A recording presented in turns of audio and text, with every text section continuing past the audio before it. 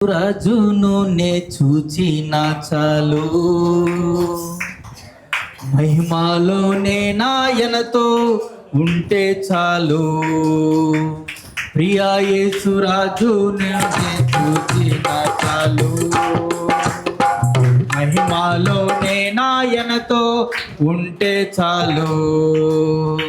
నిత్యమైన మోక్షగృహము అందు చేరి, నిత్యమైన మోక్షగృహము నందు చేరి, భక్తుల గుంపులోన హర్షించిన చాలు, భక్తుల గుంపులోన హర్షించిన చాలు. ప్రియా యేసు రాజును నే చూచిన చాలు, మహిమాలోనే నాయనతో ఉంటే చాలు. తప్పట్లు కొడుతూ దేవుని నామాన్ని స్తుతిద్దాం. హల్లెలూయా. యేసుని రక్తమందు కడుగబడి, వాక్యం చే నిత్యం భద్రపరచబడి, యేసుని రక్తమందు కడుగబడి, వాక్యం చే నిత్యం భద్రపరచబడి, నిష్కలంక పరిశుద్ధులతో పేరను నేను, నిష్కలంక పరిశుద్ధులతో పేరను నేను. అందరూ వీధులలో తిరిగేదను, అందరూ వీధులలో తిరిగేదను. ప్రియా యేసు రాజును నే చూచిన చాలు, మహిమాలోనే నాయనతో ఉంటే చాలు. ప్రియా యేసు రాజును నే చూచిన చాలు, మహిమాలోనే నాయనతో ఉంటే చాలు.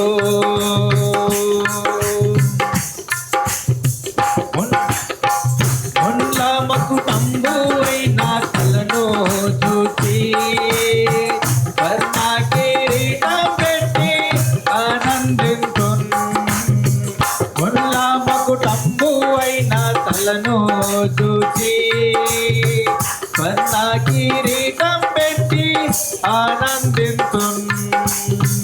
కొరడాతో కొట్టబడిన వీపు చూసి, కొరడాతో కొట్టబడిన వీపు చూసి, ప్రతి ఒక్క గాయమును ముద్దాడేదన్, ప్రతి ఒక్క గాయమును ముద్దాడేదన్. ప్రియా యేసు రాజును నే చూచిన చాలు, మహిమాలోనే నాయనతో ఉంటే చాలు.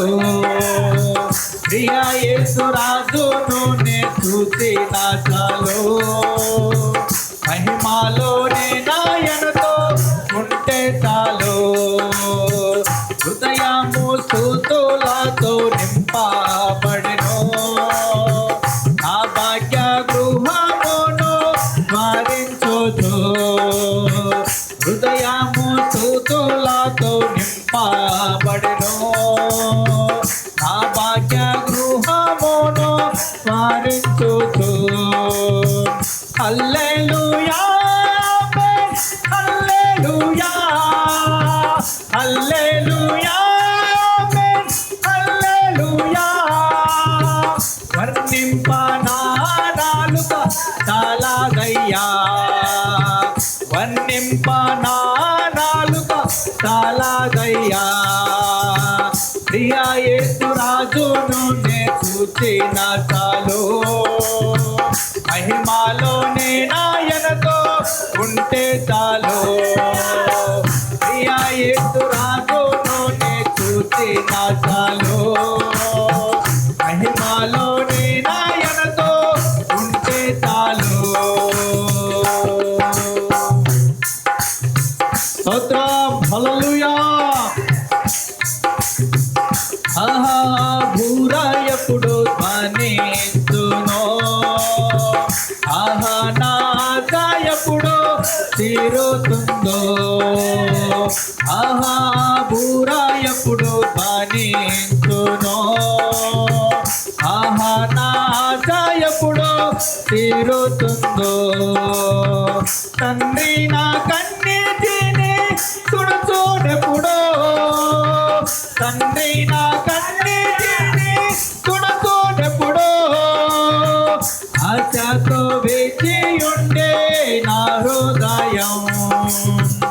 ఆశతో వేచి ఉండే నా హృదయం. ప్రియ యేసు రాజును నే చూసిన చాలు. మహిమలో నే నాయనతో ఉంటే చాలు. ప్రియ యేసు రాజును నే చూసిన చాలు. మహిమలో నే నాయనతో ఉంటే చాలు. నిత్యమైన మోక్ష గృహము నన్ను చేరి. నిత్యమైన మోక్ష గృహము నన్ను చేరి. భక్తుల గుంపులో హర్షించిన చాలు. భక్తుల గుంపులోన హర్షించిన చాలు. ప్రియ యేసు రాజును నే చూసిన చాలు. మహిమలో నే నాయనతో ఉంటే చాలు. ప్రియ యేసు రాజును నే చూసిన చాలు. మహిమలో నే నాయనతో ఉంటే చాలు. మహిమలో నే నాయనతో ఉంటే చాలు. మహిమలో నే నాయనతో ఉంటే చాలు. మహిమలో నే నాయనతో ఉంటే చాలు. హల్లెలూయా. దేవుని వాక్యాన్ని వినుటకు మీరంతా సిద్ధమేనా? హల్లెలూయా. సిద్ధమైనట్లయితే యెహోవా దేవుడు మనందరితో పరిపూర్ణంగా మాట్లాడినట్లు మనం ప్రార్థనలో ఏకీవిద్దాం. చిన్న ప్రార్థన చేద్దాం వాక్య నిమిత్తమై. పరిశుద్ధుడు, ప్రేమ కలిగిన తండ్రి, యేసు క్రీస్తు వారి అతి శ్రేష్టమైన ఉన్నతమైన పరిశుద్ధమైన నామంలో మీకు స్తుతులు స్తోత్రములు చెల్లించి ప్రార్థిస్తూ ఉన్నాం. దేవా, ఈ ఆల్ నైట్ ప్రేయర్లో మరి తండ్రి ఇదివరకు మీరు పాటలలో మీరు సన్నిధించారు, ఆరాధనలో మీరు సన్నిధించారు. నీ దాసరాలు మరి ప్రభువా ఎంతో చక్కగా మరి తండ్రి దైవ సందేశాన్ని అందించిన విధానాన్ని బట్టి మీకు స్తోత్రములు చెల్లిస్తున్నాం. మరి తండ్రి రెండో సెషన్లోకి వెళ్తుండగా మీరే అధ్యక్షత వహించి చేరి వచ్చిన ప్రతి బిడ్డతో మరి తండ్రి నాతో మరి తండ్రికున్న వారితో మీరు మాట్లాడి మీ నామాన్ని మహేపరచుకోమని మేము స్తుతిస్తున్నాం. నీ ఆత్మ చేత అభిషేకించండి పరిశుద్ధులా. అయా తండ్రి, ఇక్కడ కూర్చున్నటువంటి ప్రతి ఒక్కరికి తండ్రి ఏ వాక్యం అవసరమై ఉన్నదో మీరు మాట్లాడి మీ నామాన్ని మహేపరచుకోమని యేసు క్రీస్తు వారి నామంలో ఈ ప్రార్థన మీకు సమర్పిస్తూ ఉన్నాను తండ్రి. హల్లెలూయా. వినిపిస్తుందమ్మా క్లియర్గా? ఓకే, సంతోషం. ఒక వాక్యాన్ని మీకు పరిచయం చేస్తాను దేవుని కృపను బట్టి. పరిశుద్ధ గ్రంథ బైబిల్ నుంచి కీర్తనలు 1వ అధ్యాయము 2వ వచనాన్ని ధ్యానిద్దాం.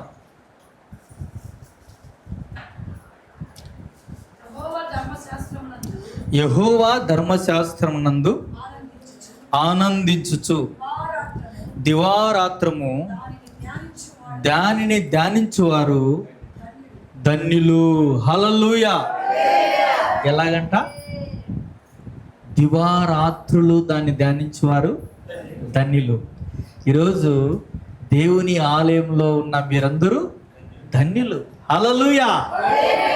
దేవుడు చూడు మీ ధన్యతలోకి మిమ్మల్ని పోల్చాడు. దేవునికి మహిమ కలుగును గాక.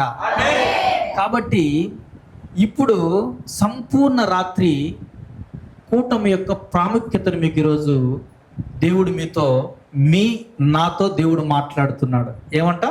సంపూర్ణ రాత్రి యొక్క మరి సంపూర్ణ రాత్రి ప్రార్థన కూటము అంటే సంపూర్ణ రాత్రి దేవుని సన్నిధిలో గడిపితే ఆ ప్రార్థనలో ఉన్నటువంటి ప్రభావం ఏందనేది ఈరోజు మనం చూద్దాం. ఇప్పుడు వాక్యం మనతో సెలవిస్తూ ఉంది. దివారాత్రులు వాక్యాన్ని ధ్యానించిన వారు ఎవరంట? ధన్యులు. అదే వాక్యం మనతో మాట్లాడుతూ ఉంది. సమయమును పోనీక దినములు చెడ్డవి గనుక సమయమును పోనీక సద్వినియోగం చేసుకోమని వాక్యం సెలవిస్తుంది. ఓకే, చూద్దాం. ఇక్కడ ఉపోద్ఘాతంలో మనం ఒక విషయాన్ని ఆలోచించేద్దాం. సంపూర్ణ రాత్రి సంబంధించినటువంటి వాక్యం.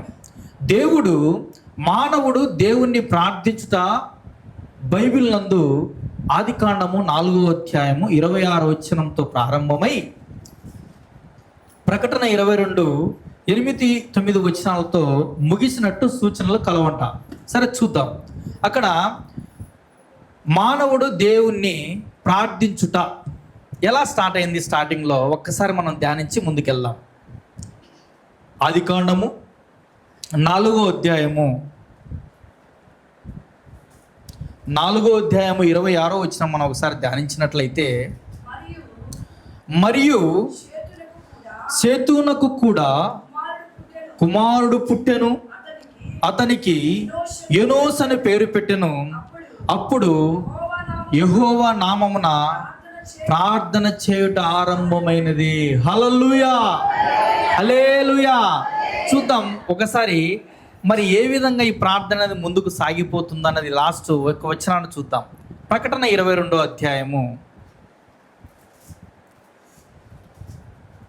8-9 వచనాలు ధ్యానించినట్లయితే,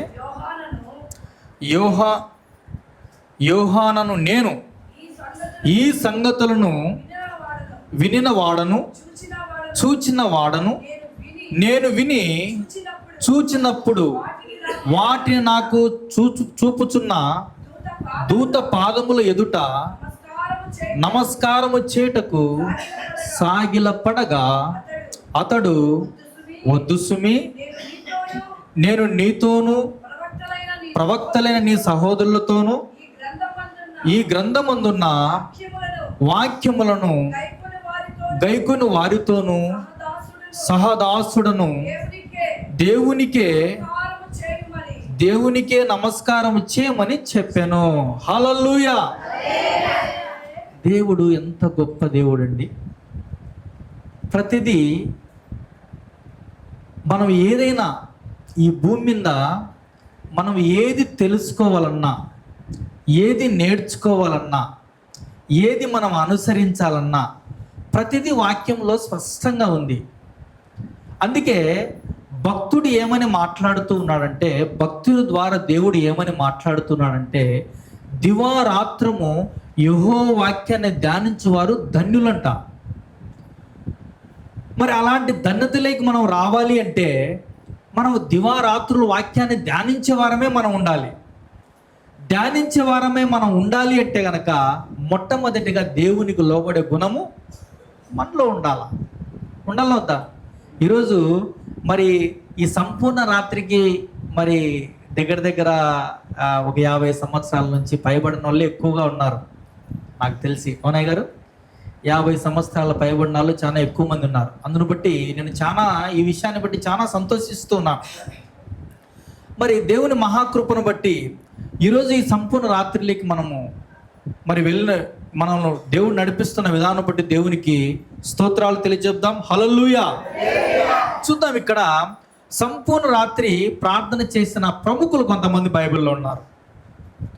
అంటే రాత్రి అంతా దేవునితో ప్రార్థించిన వారు. ఇప్పుడు సంపూర్ణ రాత్రి మనం ఎందుకు పెట్టుకున్నాం ఆలోచించండి.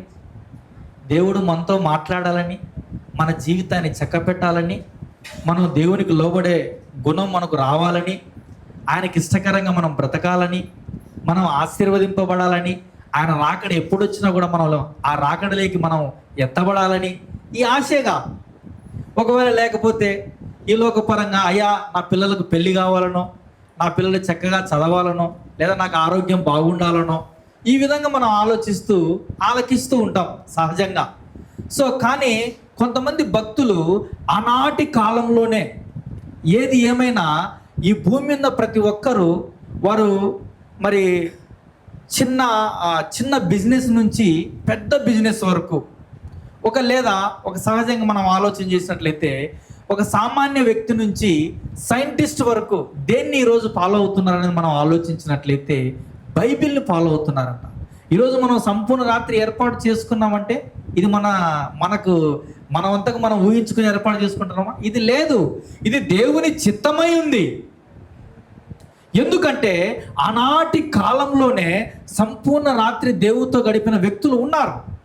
వాళ్ళ గురించి ఈరోజు మనం నేర్చుకున్నాం. మొదటిగా ఒక వ్యక్తి దేవునితో రాత్రింపగలు పెనగలాడుతున్నాడంట. ఆ వ్యక్తి ఎవరో మనం ఒకసారి చూద్దాం. ఆదికాండము 32వ అధ్యాయము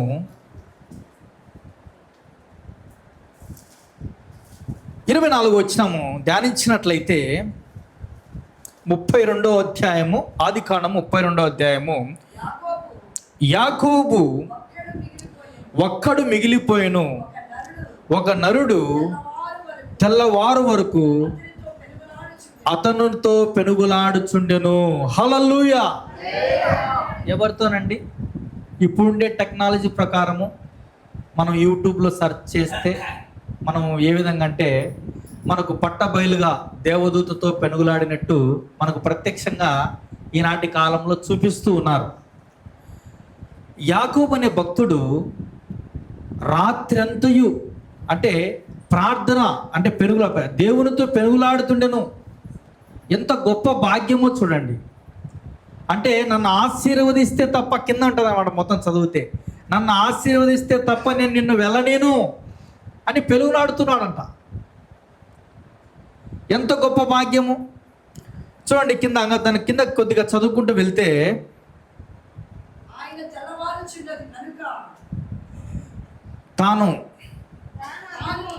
తాను అతని గెలవకున్నట చూచి తొడగూటి మీద అతన్ని కొట్టెను. అప్పుడు అతడు ఆయనతో పెనుగులాడటం వలన యాకోబు తొడగూడవలసెను. ఆయన తెల్లవారుచున్నది గనుక నన్ను పోనిమ్మనగా అతడు నీవు నన్ను ఆశీర్వదించితేనే గాని నిన్ను పోనీయనెను. హల్లెలూయా. మరి యాకోబు దేవునితో పెనుగులాడుతూ ఉన్నాడు. ఇక్కడ మనం దేవుడనే తీసుకుందాం. ఎందుకు దేవుడని తీసుకున్నామంటే ఒక దైవజను ద్వారా మాట్లాడితే అది నువ్వు దేవుని మాట అంటున్నామా లేదా? ఒక సేవకురాలు ద్వారా మాట్లాడితే అది దేవుని మాటనే అని మనం దాన్ని నిర్ధారణ చేసుకుంటున్నాం. అక్కడ దేవదూత మాట్లాడినా, లేదా దేవదూతతో పెనుగులాడినా, లేదా దేవుని దాసునితో మాట్లాడినా అక్కడ దేవుడే కార్యం చేస్తున్నాడు.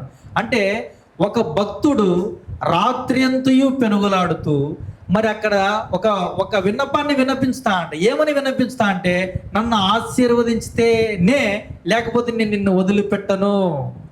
హల్లెలూయా. ఈరోజు ఎంతమంది నన్ను ఆశీర్వదిస్తేనే ఈ సంపూర్ణ రాత్రి నుంచి నేను బయటికి వెళ్తే లేకపోతే పోనని చేతులు ఎత్తండి. హల్లెలూయా, హల్లెలూయా. మీరు అనుకున్నది దేవుడు జరిగింపజేయను గాక. హల్లెలూయా, ఆమేన్. చూద్దాం. భక్తుడు మనం ఇప్పుడు యాకోబు గారి గురించి పెద్ద చరిత్ర ఉంది, కానీ మనకు నెక్స్ట్ టైం ఎప్పుడన్నా సమయం దొరికినప్పుడు యాకోబు గారి గురించి మనం స్పష్టంగా మాట్లాడదాం. మరి రెండో వ్యక్తి మొదటి సమూయేలు మొదటి గ్రంథము 15వ అధ్యాయము 11వ వచనం మనం ధ్యానించినట్లయితే అక్కడ పైన నుంచి కూడా చదివితే ఇంకా బాగుంటుంది. సమూయేలు మొదటి గ్రంథము. అప్పుడు యెహోవా వాక్కు సమూయేలునకు ప్రత్యక్షమై ఇలాగు సెలవిచ్చెను. ఎక్కడి నుంచి చదువుతున్నావమ్మా? 10 నుంచి చదువుతున్నావా? ఓకే, 10 నుంచి కాదులేమ్మా, గొప్ప. ఓకే సరే చదవండి, 10 నుంచి చదవండి. అంటే 15 లేకపోతే 1 నుంచి చదివితే ఇంకా బాగుంటుంది. లేకపోతే సర్లే అక్కడి నుంచి చదువుదాం. ఓకే.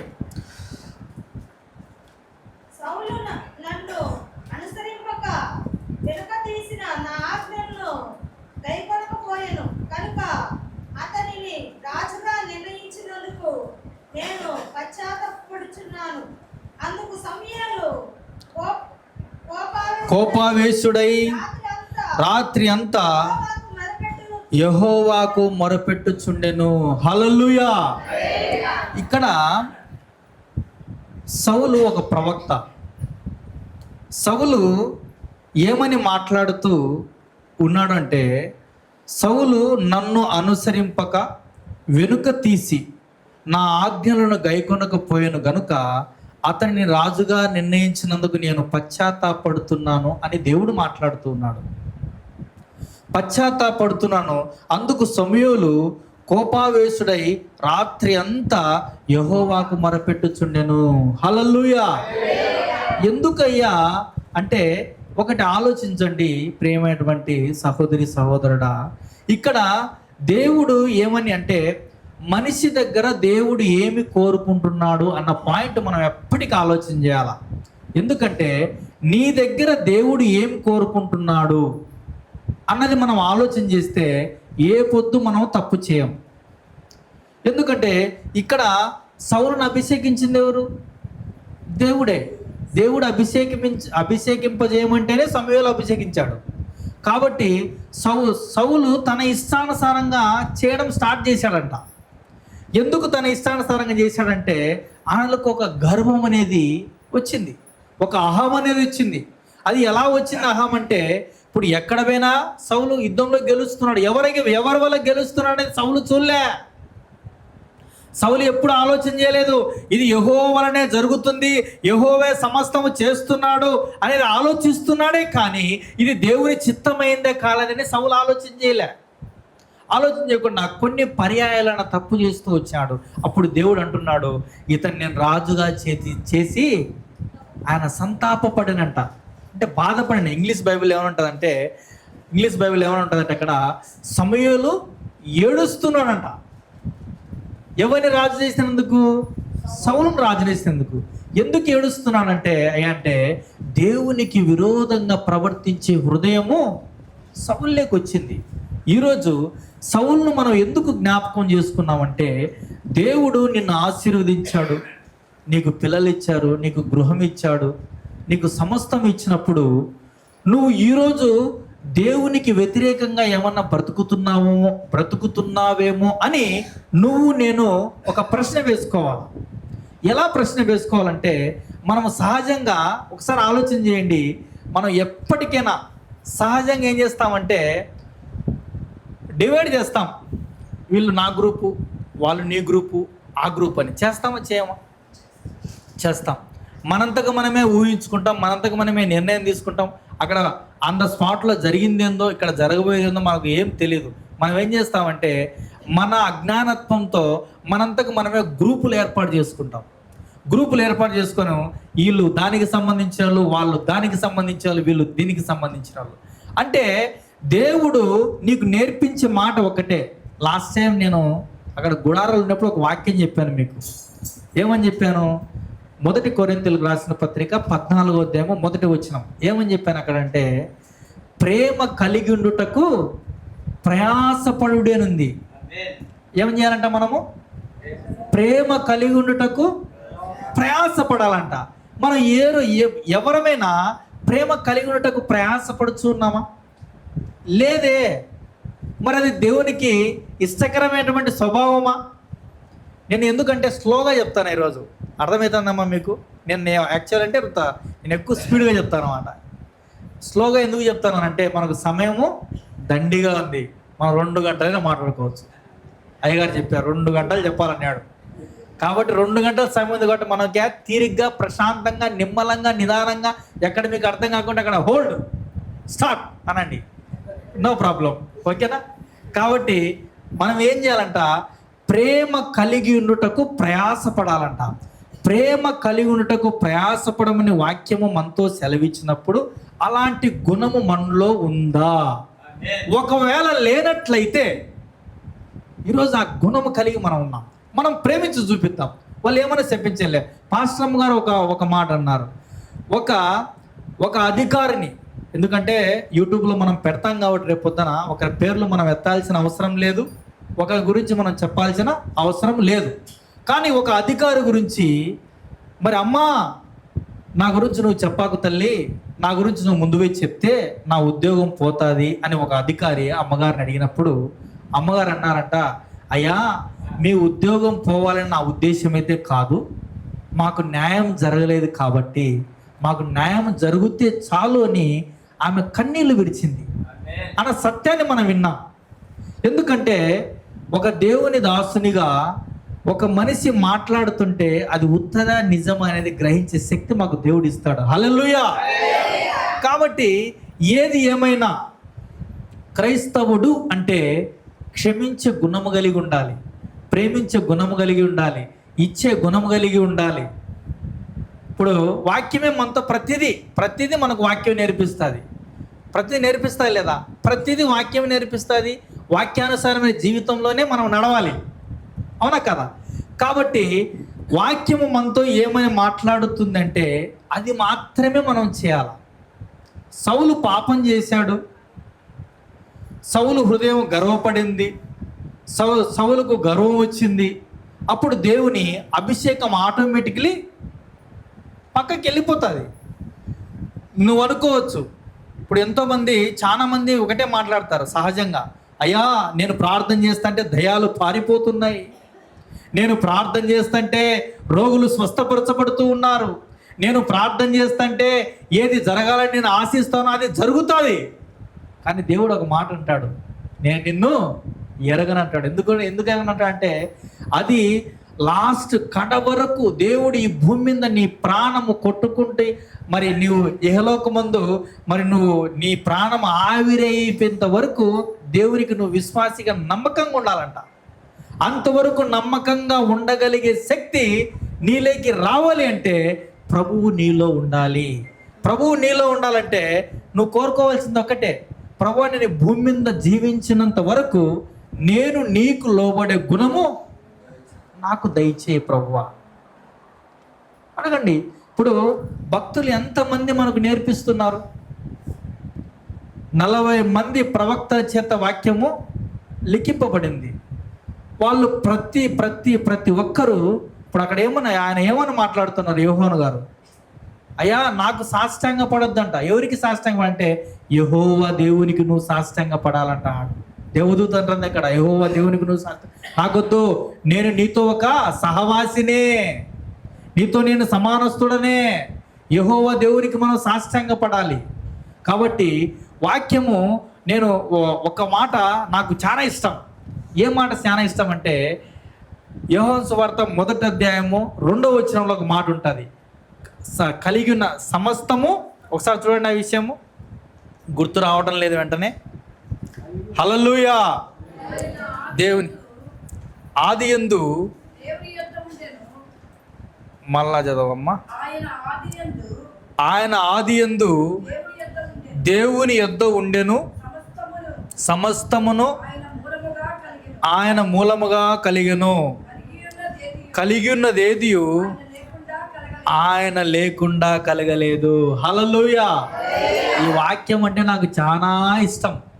ఎందుకంటే కలిగి ఉన్నది ఏది భూలోకంలో ఆయన లేకుండా కలగలేదు. నువ్వైనా నేనైనా సమస్తము ఆయననే కలిగజేసినాడు. సమస్తము ఆయననే కలిగజేసినప్పుడు ఇంకా మన సొంతంగా మనం ఎందుకు ఆలోచన చేయాలా? ఆలోచించండి, అవునా కదా?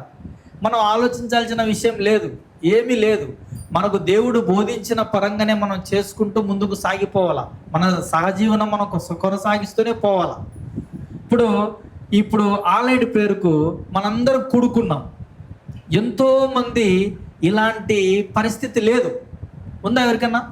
చాలా మందికి లేదు. ఇప్పుడు మనకు దేవుని మహాకృపను బట్టి ఆయన సన్నిధిలో మనం ఈ పొద్దు ఆయన నామాన్ని స్తుతిస్తూ ఆరాధించే పరిస్థితి. ఒకవేళ యాజ్ ఏ ప్రజెంట్ ఇప్పుడు దేవుని కృపను బట్టి ఆయన రాకడ వచ్చిందనుకో, మనం ఎంత సంతోషపడతాం, ఎత్తపడతాం లేదా? ఆయన సన్నిధిలో ఉన్నవారం ఖచ్చితంగా ఎత్తపడతాం. ఎందుకంటే ఇప్పుడు నువ్వు ఏ విధంగా అయితే ఆయన సన్నిధిలో ఉన్నావో అది దేవునికి తెలుసు. ఎందుకంటే దేవునికి అంతరంగం తెలుసు. కాబట్టి కొంతమంది ఒకవేళ పాస్ అయ్యే ఏమన్నా అనుకుంటాడేమో అని వచ్చిన వాళ్ళు ఎవరన్నా ఉంటే ఉన్నారు? ఎవరన్నా అలా ఎవరు లేరుగా? అలా ఎవరు ఉండకూడదు. ఏంటంటే కనుక ఇప్పుడు వాస్తవంగా మీకు ఒక విషయం నేను చెప్పాలనుకుంటున్నా. రేపు మార్నింగ్ నాకు కడపలో మీటింగ్ ఉంది 8 గంటలకే.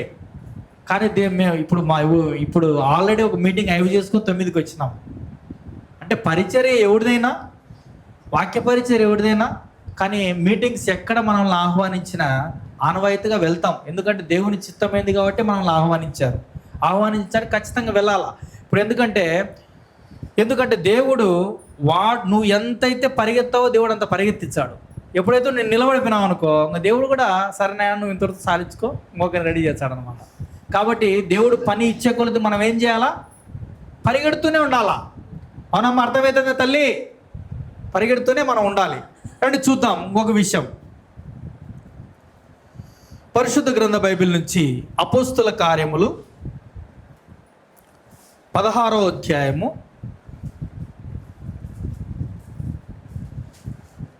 25వ వచనం. ఇలా 20 నుంచి చదువుదాం. 20 నుంచి అంతటా న్యాయాధిపతుల యొద్దకు చదువుమా. 16, 20 నుంచి. అంతటా న్యాయాధిపతుల యొద్దకు వారిని తీసుకుని వచ్చి, ఈ మనుషులు యూదులై ఉండి రోమిలమైన మనము అంగీకరించుటకైనను చేయుటకైనను కూడని ప్రచురించుచు మన పట్టణము గలిబిలి చేయుచున్నారని చెప్పిరి. అప్పుడు జనసమూహము వారి మీదికి దొమ్మిగా వచ్చెను. న్యాయాధిపతులను వారి వస్త్రములు లాగివేసి వారిని బెత్తములతోనూ కొట్టవలని ఆజ్ఞాపించిరి. వారు చాలా దెబ్బలు కొట్టి వారిని చెరసాలలో వేసి భద్రముగా కనిపెట్టవాలని చెరసాల నాయకుని ఆజ్ఞాపించిరి. అతడు అట్టి ఆజ్ఞను పొంది వారిని లోపలికి చెరసాలనికి త్రోసి వారి కాళ్లకు బొండ వేసి బిగించెను. అయితే మధ్యరాత్రి వేళ పౌలును శీలయు దేవునికి ప్రార్థించుచు కీర్తనలు పాడుచుండిరి. ఖైదీలు వినుచుండిరి. అప్పుడు అకస్మాత్తుగా మహాభూకంపము కలిగెను. చెరసాల పునాదులు అదెరెను. వెంటనే తలుపులన్నీ తెరుచుకొనెను. అందరి బంధకములు ఊడెను. అంతలో చెరసాల నాయకుడు మేలుకొని చెరసాల తలుపులన్నీ తెరిచి ఉండ చూచి ఖైదీలు పారిపోయారనుకొని కత్తి దూసి తన్ను తాను చంపుకొన పోయెను. అప్పుడు పౌలు, నీవు ఏ హానియు చేసుకొనవద్దు, మేమందరము ఇక్కడనే ఉన్నామని బిగ్గరగా చెప్పాను. హల్లెలూయా. అంటే ఇంత వాక్యాన్ని మీకు ఎందుకు చదివించాను అన్న విషయాన్ని మనము ఆలోచించినట్లయితే ఇక్కడ మీకు సన్నివేశము తెలియాలి. ఎందుకంటే చాలామంది మరి బైబిల్ చదవని వారు ఉన్నారు కనుక. ఇక్కడ పౌలు గారు ఎప్పుడు ప్రార్థన చేస్తున్నాడంట? మధ్యరాత్రి వేళ. హల్లెలూయా. చూడండి, ఈరోజు నువ్వు మధ్యరాత్రి వేళనే ప్రార్థన చేస్తున్నావు. ఆయన ప్రార్థన చేస్తే పునాదులు పగిలిపోయినాయంట. హల్లెలూయా. ఏంది? పునాదులే ఊడిపోయినాయి. వాళ్ళ సంఖ్యలు ఊడి కింద పడినాయంట. ఎంత గొప్ప భాగ్యం! ప్రార్థనకు ఎంత పవర్ ఉందో చూడు. ఎప్పుడు ప్రార్థన చేశారు? మధ్యరాత్రి వేళ. ఆయన ప్రార్థన చేసినప్పుడు ఆ ప్రార్థనలో పునాదులు పగిలిపోయాను, వారి సంఖ్యలు ఊడిపడిపోయాను. ఖైదీకి ఎవరికైతే ఖైదీకి మరి ఆ శిష్టాన్ని అదంతా అప్పచెప్పినారో ఆ ఖైదీ ఏం చేశాడంట? తను తాను చంపుకోవటకు ప్రయత్నించినంట. అప్పుడు బిగ్గరగా పౌలు అతనితో మాట్లాడాడంట, మేము ఎవరం ఇక్కడి నుంచి వెళ్ళము, నువ్వు చనిపోవాల్సిన అవసరం లేదు అని. కాబట్టి అది గ్రహించిన ఖైదీ కుటుంబం రక్షింపబడింది. హల్లెలూయా. కాబట్టి ప్రార్థనకు చాలా శక్తి ఉందండి. ప్రార్థనకి ఏమంటే చాలా శక్తి ఉంది. కానీ ఆ ప్రార్థన అనేది నేను ఎలా ప్రార్థన చేస్తే దేవుడు వింటాడు అనే సన్నివేశాన్ని మనం నేర్చుకోవాలి. ఎందుకంటే ఇప్పుడు మనం ప్రార్థన దేవుడు ఎలా వింటాడు అనేది నువ్వు ఆలోచన చేస్తే కనుక, ఒక దైవజనుడు నాతో ప్రతిదినం ఒక విషయాన్ని మాట్లాడతాడు. అయ్యా అంటే చెప్పండి అయ్యగారు అంటే కనుక, ఒక్కటే అయ్యగారు నీ ప్రార్థన దేవుడు వినాలంటే మీరు ఒక్కటి చేయాలంటాడు. ఏమయ్య గారు చెప్పనంటే, ఆయన పరిశుద్ధుడు గనుక మీరును పరిశుద్ధులై ఉండుడి. ఆ పరిశుద్ధత నీలో ఉంటేనే తప్ప ప్రార్థన దేవుడు వినడు. చూడండి, యెషయా 59 మొదటి వచనంలో ఏమని రాయబడింది? చదవండి ఒకసారి. 59లో, రక్షింపనేరక ఉండునట్లు ఆయన హస్తము కురచ కాలేదు, విననేరక ఉండినట్లు ఆయన చెవులు మందము కాలేదు. మీ దోషములు మీకును, మళ్ళీ చదవండి, మీ దోషములు మీకును మీ దేవునికి అడ్డముగా వచ్చును. మీ పాపములు ఆయన ముఖమును మీకు మరుగుపరచను గనుక మీ ప్రార్థన ఆయన ఆలకింపకయున్నాడు. హల్లెలూయా. చూడండి, మనం ఏం చేయాలి? ఇప్పుడు ఆలోచన చేయండి. మనం ఏం చేయాలంటే, మన దేవుడు ఎలాంటి వాడు? ఆయన పరిశుద్ధుడు. ఆయన పరిశుద్ధుడు అంటే మనం పరిశుద్ధతలో జీవించాలి. ఆయన ఏ ప్రార్థనను వినడంటే, ఆయన ప్రార్థన, పాపముతో నువ్వు ప్రార్థన చేస్తే నువ్వు రాత్రంతా మేలుకొని ప్రార్థన చేసినా ఉపయోగం లేదు మన జీవితంలో. ఎందుకంటే మన జీవితంలో మార్పు లేకపోతే గనక మనము ఎక్కడ వేసిన గొంగలేని పెద్దలు ఒక సామెత చెప్తారండి, అలాంటిదే మన జీవితం. ఒకవేళ నీలో మన ఇరుముట్టి వాళ్ళెవరు అనే ఒక ఆలోచన ఉందేమో, అది మనం మార్చుకుందాం. ఓకే తల్లి? అంటే ఇక్కడ మాటలు అక్కడ మాటలు ఇక్కడ చెప్పేవాళ్ళు చాలా మంది ఉన్నారుగా. అలాంటి ఆలోచన మనలో ఉంటే మనం మార్చుకుందాం. చాలా పర్యాలు చిన్న చిన్న విషయాలు. ఇప్పుడు ఎట్లా అంటే, నేను నా జీవితంలో నేను అనుభవించినట్టు ఎప్పటికే కానీ నేను అనుభవించిన విషయాలే నేను చెప్తాను. ఎవరో చెప్పినట్టు చెప్పను. ఎప్పటికీ నేను అనుభవించినట్టు అవే చెప్తాను.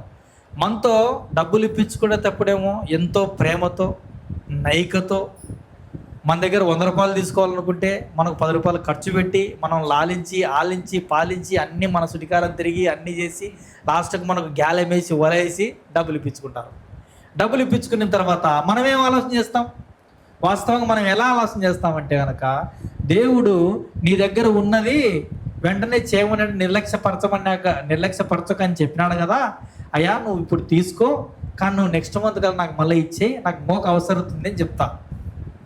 అట్లా అడిగిన ప్రతి ఒక్కరికి మనం ఏం చేస్తామంటే హెల్ప్ చేస్తాం. ఏదో విధంగా హెల్ప్ చేసినప్పుడు ఏం జరుగుతుందంటే, వాళ్ళు ఇప్పుడు భూమి మీద ఎలా ఉందంటే, ఎవరికి వారు ఒక గేమ్ డిజైన్ చేస్తారు. ఒక గేమ్ డిజైన్ చేసి వాళ్ళ గేమ్లో మనం పోయి ఇరక్కపోతాం. వాళ్ళు డిజైన్ చేసి పెట్టుకుంటారు అన్నమాట. ఎలా నేను ఉచ్చు వేయాలని చెప్పి ఒకటి గేమ్ డిజైన్ చేస్తారు. మనం ఇటు తిరిగి ఏం చేస్తామంటే ఆ గేమ్లోకి పోయి మనం ఇరక్కపోతాం. ఇప్పుడు ఎలా చేయాలా? వాక్యం సెలవిస్తుంది. మరి నీ అవసరంగా అప్పుడు నీ బంధువుకు ముఖం తిప్పకూడదు, బీదలు ఇంటికి వచ్చినప్పుడు వాళ్ళని అవమానించకూడదు, నీ దగ్గర ఉన్నది వాళ్ళకి ఇవ్వాలని వాక్యం సెలవిస్తుంది. మనం ఇచ్చినాము, మళ్ళీ ఇరక్కపోయినాము. ఏం దీనికి సొల్యూషన్ ఏంటి? నాకు పెద్ద బాధ అనిపించింది ఈ విషయంలో. ఏం ప్రభువా, మీరేమో ఇమ్మన్నారు, మేమేమో ఇచ్చినాము, వాళ్ళు మళ్ళీ మమ్మల్ని కొట్టి గోడాడించారు, ఏం చేయాలి ప్రభు అంటే, దాంట్లో మనం ఒక్కటి ఆలోచించాలి. ఏమని ఆలకించాలంటే, నేను నేర్చుకునేది మీకు చెప్పేది. ఏమని అక్కడ మనం ఆలకించాలని మనం ఆలోచన చేసినట్లయితే, దేవుని సన్నిధిలో ఏ వ్యక్తి అయితే నీ దగ్గరికి వస్తాడో అతని నిమిత్తమే ప్రార్థన చేసి అతని అవసరతను తెలుసుకునే శక్తి నువ్వు దేవుని దగ్గర నుంచి పొందుకోవాలి. హల్లెలూయా. అది నువ్వు పొందుకుంటే అతని గేమ్లో నేను ఇన్వాల్వ్ చేయాలనుకుంటా, నేను ఇరికియాలనుకుంటాడా, లేకపోతే అతన్ని నీ దగ్గర నుంచి ఏదన్నా ఆశించాలనుకుంటాడా, లేదా అతను నిన్ను ఏ విధంగా వాడుకోవాలనుకుంటాడన్న విషయము నీకు క్లియర్ కట్గా తెలిసిపోతుంది. ప్రియమైనటువంటి దేవుని పిల్లలారా, ఎందుకంటే మనం ఒకరికి మేలు చేయుటకు పోయి ఆ కీడులో మనం ఇరుక్కొని మనం పాపం చేసేవారుగా అయిపోతున్నాం. ఎలా అంటే వాళ్ళు మనకు ఎట్లా అంటే, మన స్తుతి నుంచి హెల్ప్ చేసి దాంట్లో మనం ఇరుక్కపోయి మనకు విపరీతమైన కోపం వచ్చి ఆ కోపంలో లేనిపోయిన తప్పులు చేసి దేవునికి వ్యతిరేకంగా మనం తయారైపోతాం. కాబట్టి ఇవన్నీ మనకెందుకు? కాబట్టి దేవుని చిత్తం, అయ్యా పలానా వ్యక్తి మన ఇంటికి వచ్చాడు, అయ్యా నా ఇంటికి వచ్చాడు, ఈ విధంగా అడిగాడు, నీ చిత్తం ఏంది ప్రభువా అని తెలుసుకునే జ్ఞానము దేవుని దగ్గర మనం పొందుకుంటే అది ఎంతో మంచిదని నేను అనుకుంటూ ఉన్నా. హల్లెలూయా. దేవునికి మహిమ కలుగును గాక. కానీ బైబిల్లో ఒక వాక్యం మాట్లాడుతూ ఉంటుంది ఎప్పటికీ. ఎలా అంటే కనుక యాకోబు రాసిన పత్రిక 1వ అధ్యాయం 5వ వచనంలో ఏమని రాయబడిందంటే, అది స్పష్టంగా రాయబడింది, మీలో ఎవరికైనాను జ్ఞానము కొదవై ఉన్నాడేలా నన్ను అడుగుడి, మీకు ధారాళముగా అనుగ్రహించదను. కాబట్టి ఏది అవసరమైనా దేవుడు మనకు ఇస్తాడు.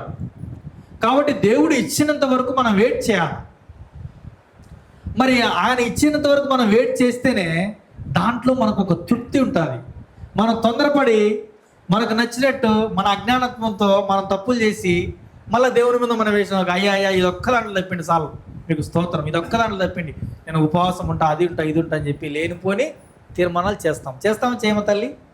ఇలాంటివి మనం చేయకూడదు. అంటే మూర్ఖంగా ప్రవర్తించడం ఎందుకు, అజ్ఞానంగా తిరగడం ఎందుకు, మళ్ళా దేవా దేవా దేవా దేవా అని చెప్పి దేవుని దగ్గర ప్రార్థించడం ఎందుకు? అవునా కదా? కాబట్టి సమయోచితంగా ప్రతిదీ జ్ఞానంగా బ్రతకాలంట. జ్ఞానంగా బ్రతికితే దేవుడు ప్రతి విషయంలో నీకు సహాయం చేస్తూనే పోతాడు. కానీ భక్తులు చూడండి, రాత్రి మరి నన్ను ఆశీర్వదించితేనే తప్ప నేను నిన్ను వదిలిపెట్టనని ఎవరుంటున్నారు? యాకోబు గారు అంటున్నారు. మరి సమూయేలు గారు పశ్చాత్తాపడుతున్నాడు, ప్రభువా మరి తండ్రి నేను అతనికి అభిషేకం ఇచ్చి ఇంతదే చేస్తే కనుక ఈరోజు ప్రభు అతను విరోధిగా నీకు తయారని రాత్రి పగళ్ళు ఒక వ్యక్తిని నా ద్వారా ఆశీర్వదింపబడి ఒక రాజుగా నియమింప చేస్తే ఆ వ్యక్తి నేను నీ పైన తిరుగుబాటు చేసి సంతాపపడుతున్నాడంట. సంతాపపడి కన్నీటితో ఏడుస్తున్నాడంట సమూయేలు గారు. అదే పౌలు గారు ప్రార్థన చేసే పునాదులు పగిలిపోయినాయి, సంఖ్యలు ఊడిపడిపోయినాయంట. ఎంత గొప్ప ప్రార్థన, రాత్రి ప్రార్థన చూడండి. కాబట్టి ఈరోజు మనం ఈ విధంగా కూడుకోవడం చాలా గొప్ప ధన్యత. ఎంత ధన్యత అంటే దీంట్లోకి నన్ను పాలిభాగస్తుగా చేసిన దైవజనులు కూడా నా హృదయపూర్వక వందనాలు. ఎందుకంటే ఇలాంటి సమయం మనకు చాలా అరుదు, దొరకదు. ఆయన సన్నిధిలో ఒక నిమిషం గడుపునట ఎన్ని నిమిషాలకు సమాధానం? 1000 దినములు. ఒక దినము గడుపుట 1000 దినాలకు ఒక నిమిషం అంటే 1000 నిమిషాలు. క్యాలిక్యులేషన్ చెప్పను నేను. కాబట్టి దేవుని మహాకృపను బట్టి ఆయన సన్నిధిలో మనము గడిపితే చాలు. దేవుడు ఏదో విధంగా నిన్ను, అందుకే ఏది ఏమైనా కూడా మనము దేవునికి ఇష్టకరంగా జీవించడానికి మనం ప్రయాసపడాలి. దాంట్లో మనం ప్రయాస అనేది మనలో ఉంటే దేవుడు ఖచ్చితంగా దాన్ని మనకు అనుగ్రహిస్తాడు. ఏ విషయాన్ని అనుగ్రహిస్తాడు చూద్దాం. కింద మనకు ఒకటి ఎప్పటికీ సాధారణంగా మనిషికి ఒకటి అనుమానం వస్తూనే ఉంటుంది. ఎలా అనుమానం వస్తుందంటే, సహజంగా అయ్యా నేను మోకాళ్ళ మీద ప్రార్థన చేస్తేనే దేవుడు వింటాడా? ఒకవేళ లేదా అయ్యా నేను కూర్చొని ప్రార్థన చేస్తే దేవుడు వింటాడా? లేదా నేను పండుగ అంటే రకరకాలుగా మనిషికి డౌట్లు వస్తూ ఉంటాయి సహజంగా. వస్తాయి రావా? కానీ కొంతమంది భక్తులు ఏ విధంగా ప్రార్థన చేస్తున్నారో చూద్దాం. పరిశుద్ధ గ్రంథ బైబిల్ నుంచి సమూయేలు మొదటి గ్రంథం 1వ అధ్యాయము 26వ వచనాన్ని ధ్యానిద్దాం.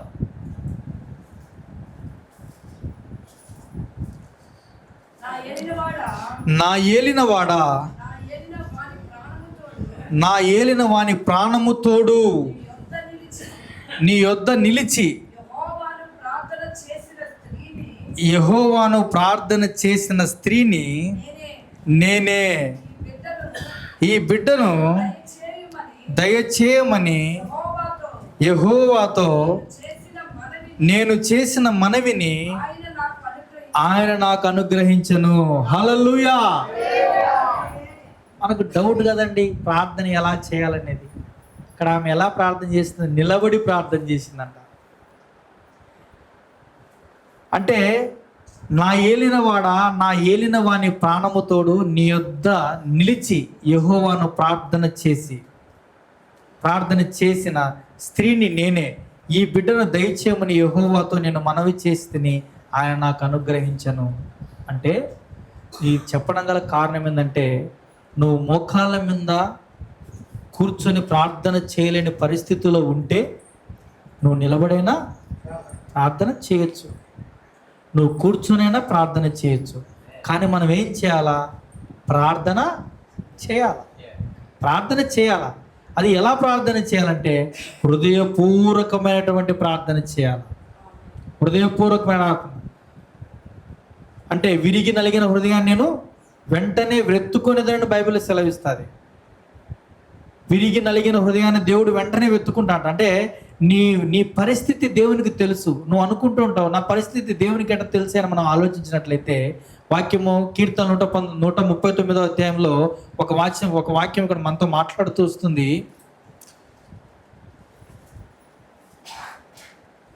హల్లెలూయా, దేవునికి మహిమ కలుగును గాక.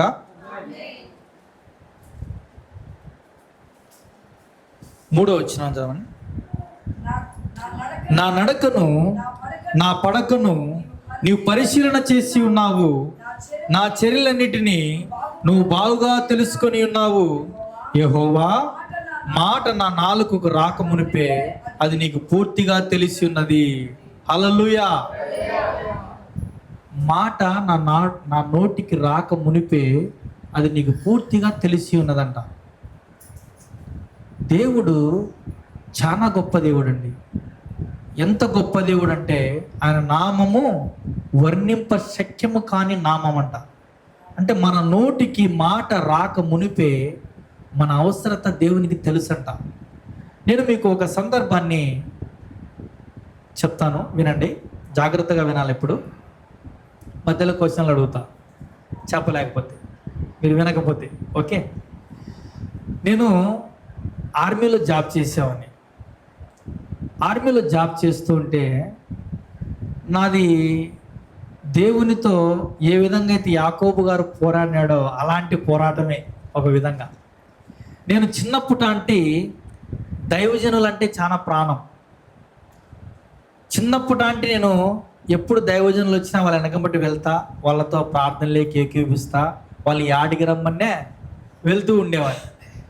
అప్పుడు తెలిసి తెలియని వయసులోనే కొన్ని కళలు కనేవాని. ఎట్లా కళలు కనే అంటే దేవుని పరిచయం చేసినట్టు, వాక్యం చెప్పినట్టు, ఏదో ప్రార్థన చేసినట్టు రకరకాలుగా కొన్ని కళలు వచ్చేటి. అవి నా భ్రమణ, దేవుడు లేక నాతో మాట్లాడుతా అంటే ఒక్క సన్నివేశంలో ఉండేవాడిని.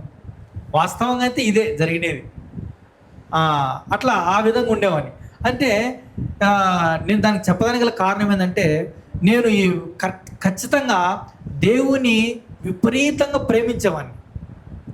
దేవుడు ఎవరు ఎక్కడ అనేది పూర్తిగా తెలియకపోయినా కూడా అంటే అది ఒక వింత ప్రేమ అన్నట్టు మహా ఇష్టంగా దేవుని ప్రేమించేవాడిని.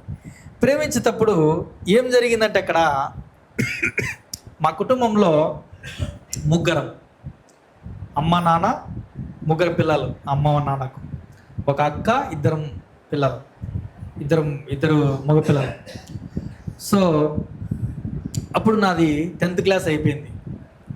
10th క్లాస్ అయిపోతానే నేను అనుకున్నా మరి ఏం చేయాలో ప్రభువా అని ప్రార్థన చేస్తే అప్పుడు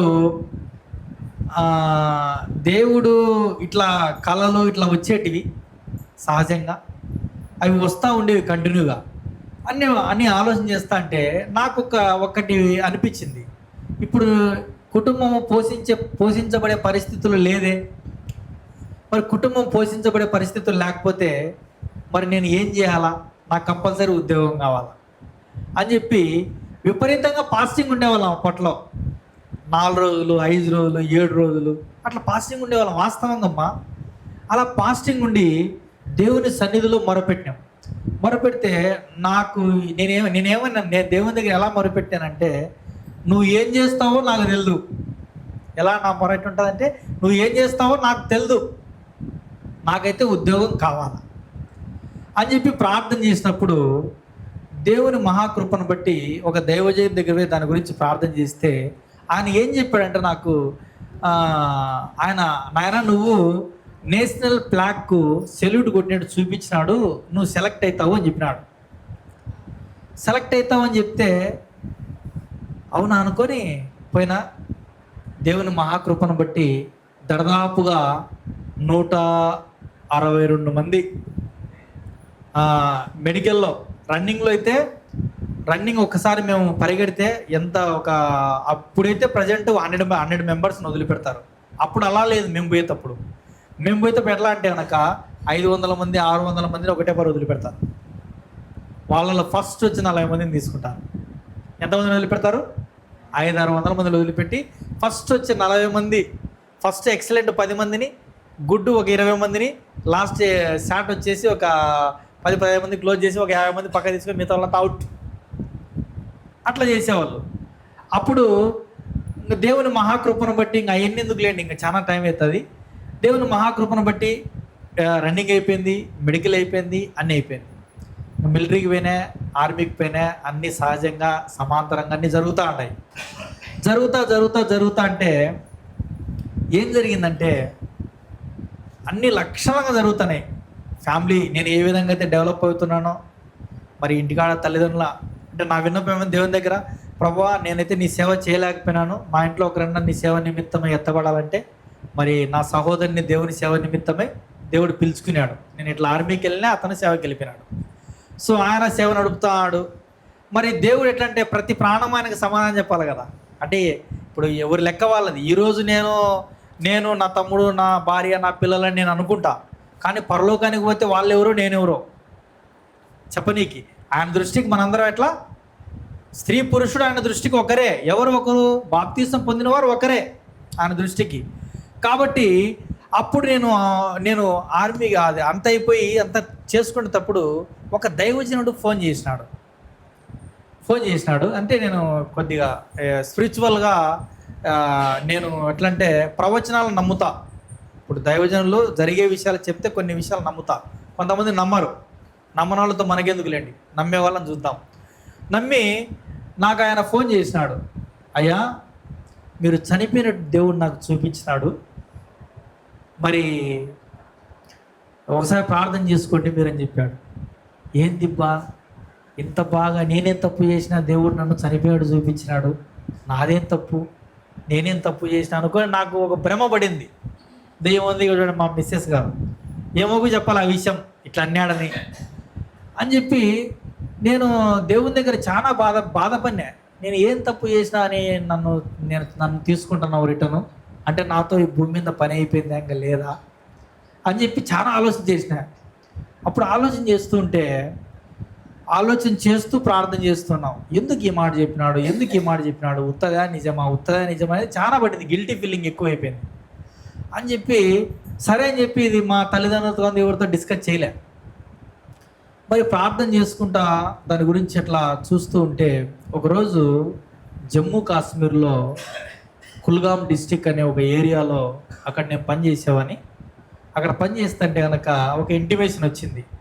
ఏమైనా ఇంటిమేషన్ వచ్చిందంటే ఉగ్రవాదులు పలాని ఇంట్లో ఉన్నారు అని చెప్పినారనమాట.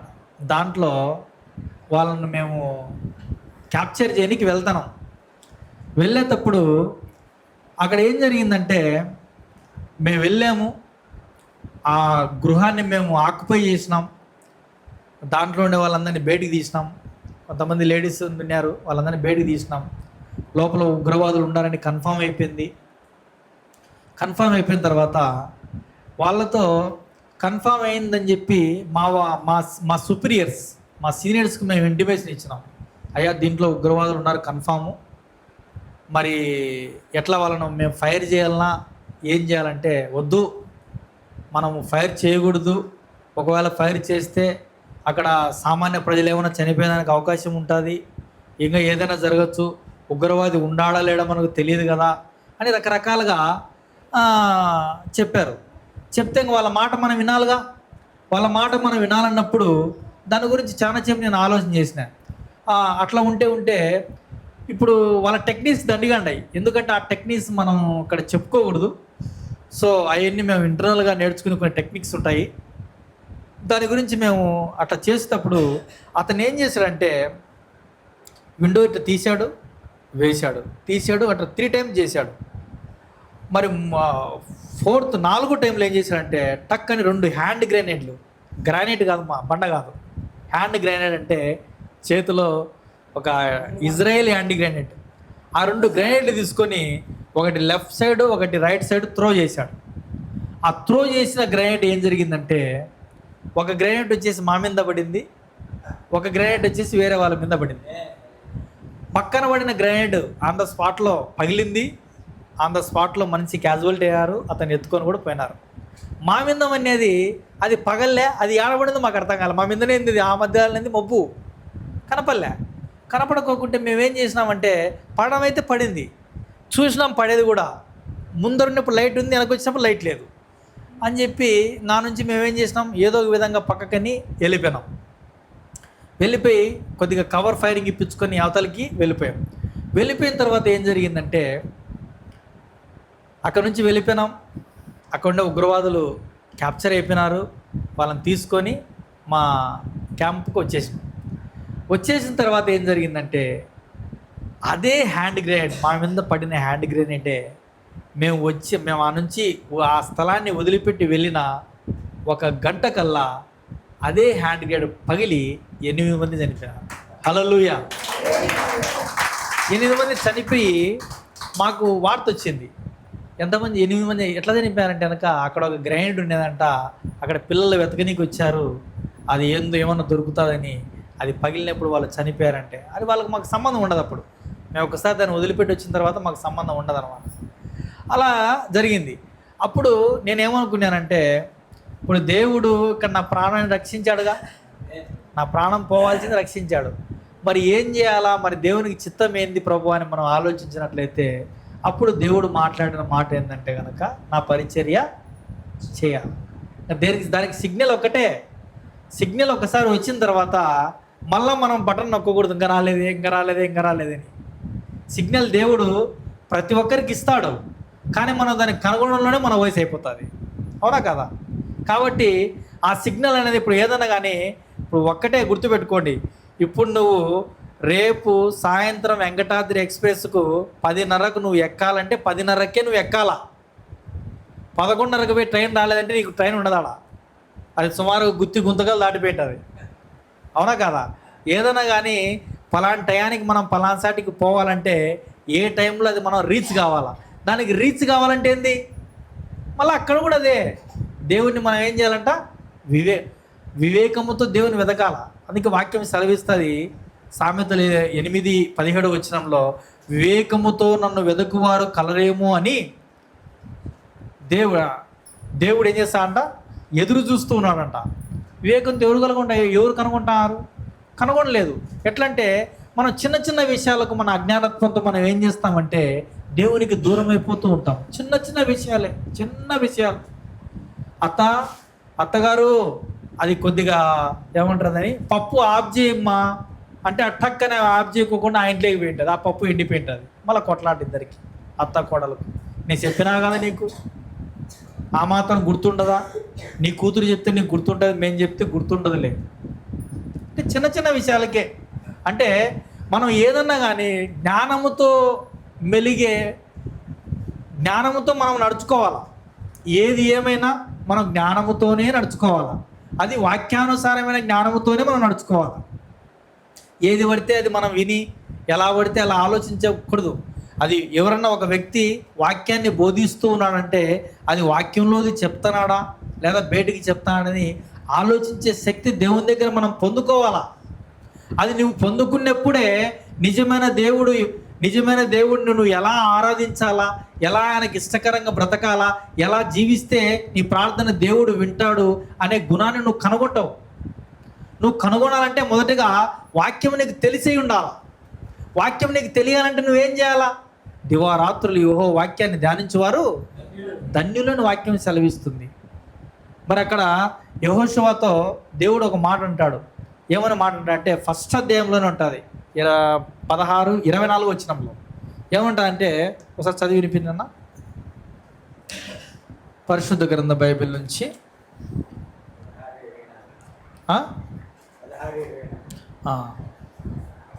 యెహోషువ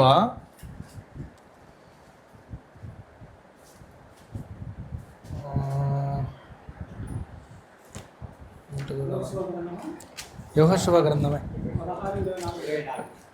16 కాదండి, స్టార్టింగ్లో, జస్ట్ ఓకే 1:8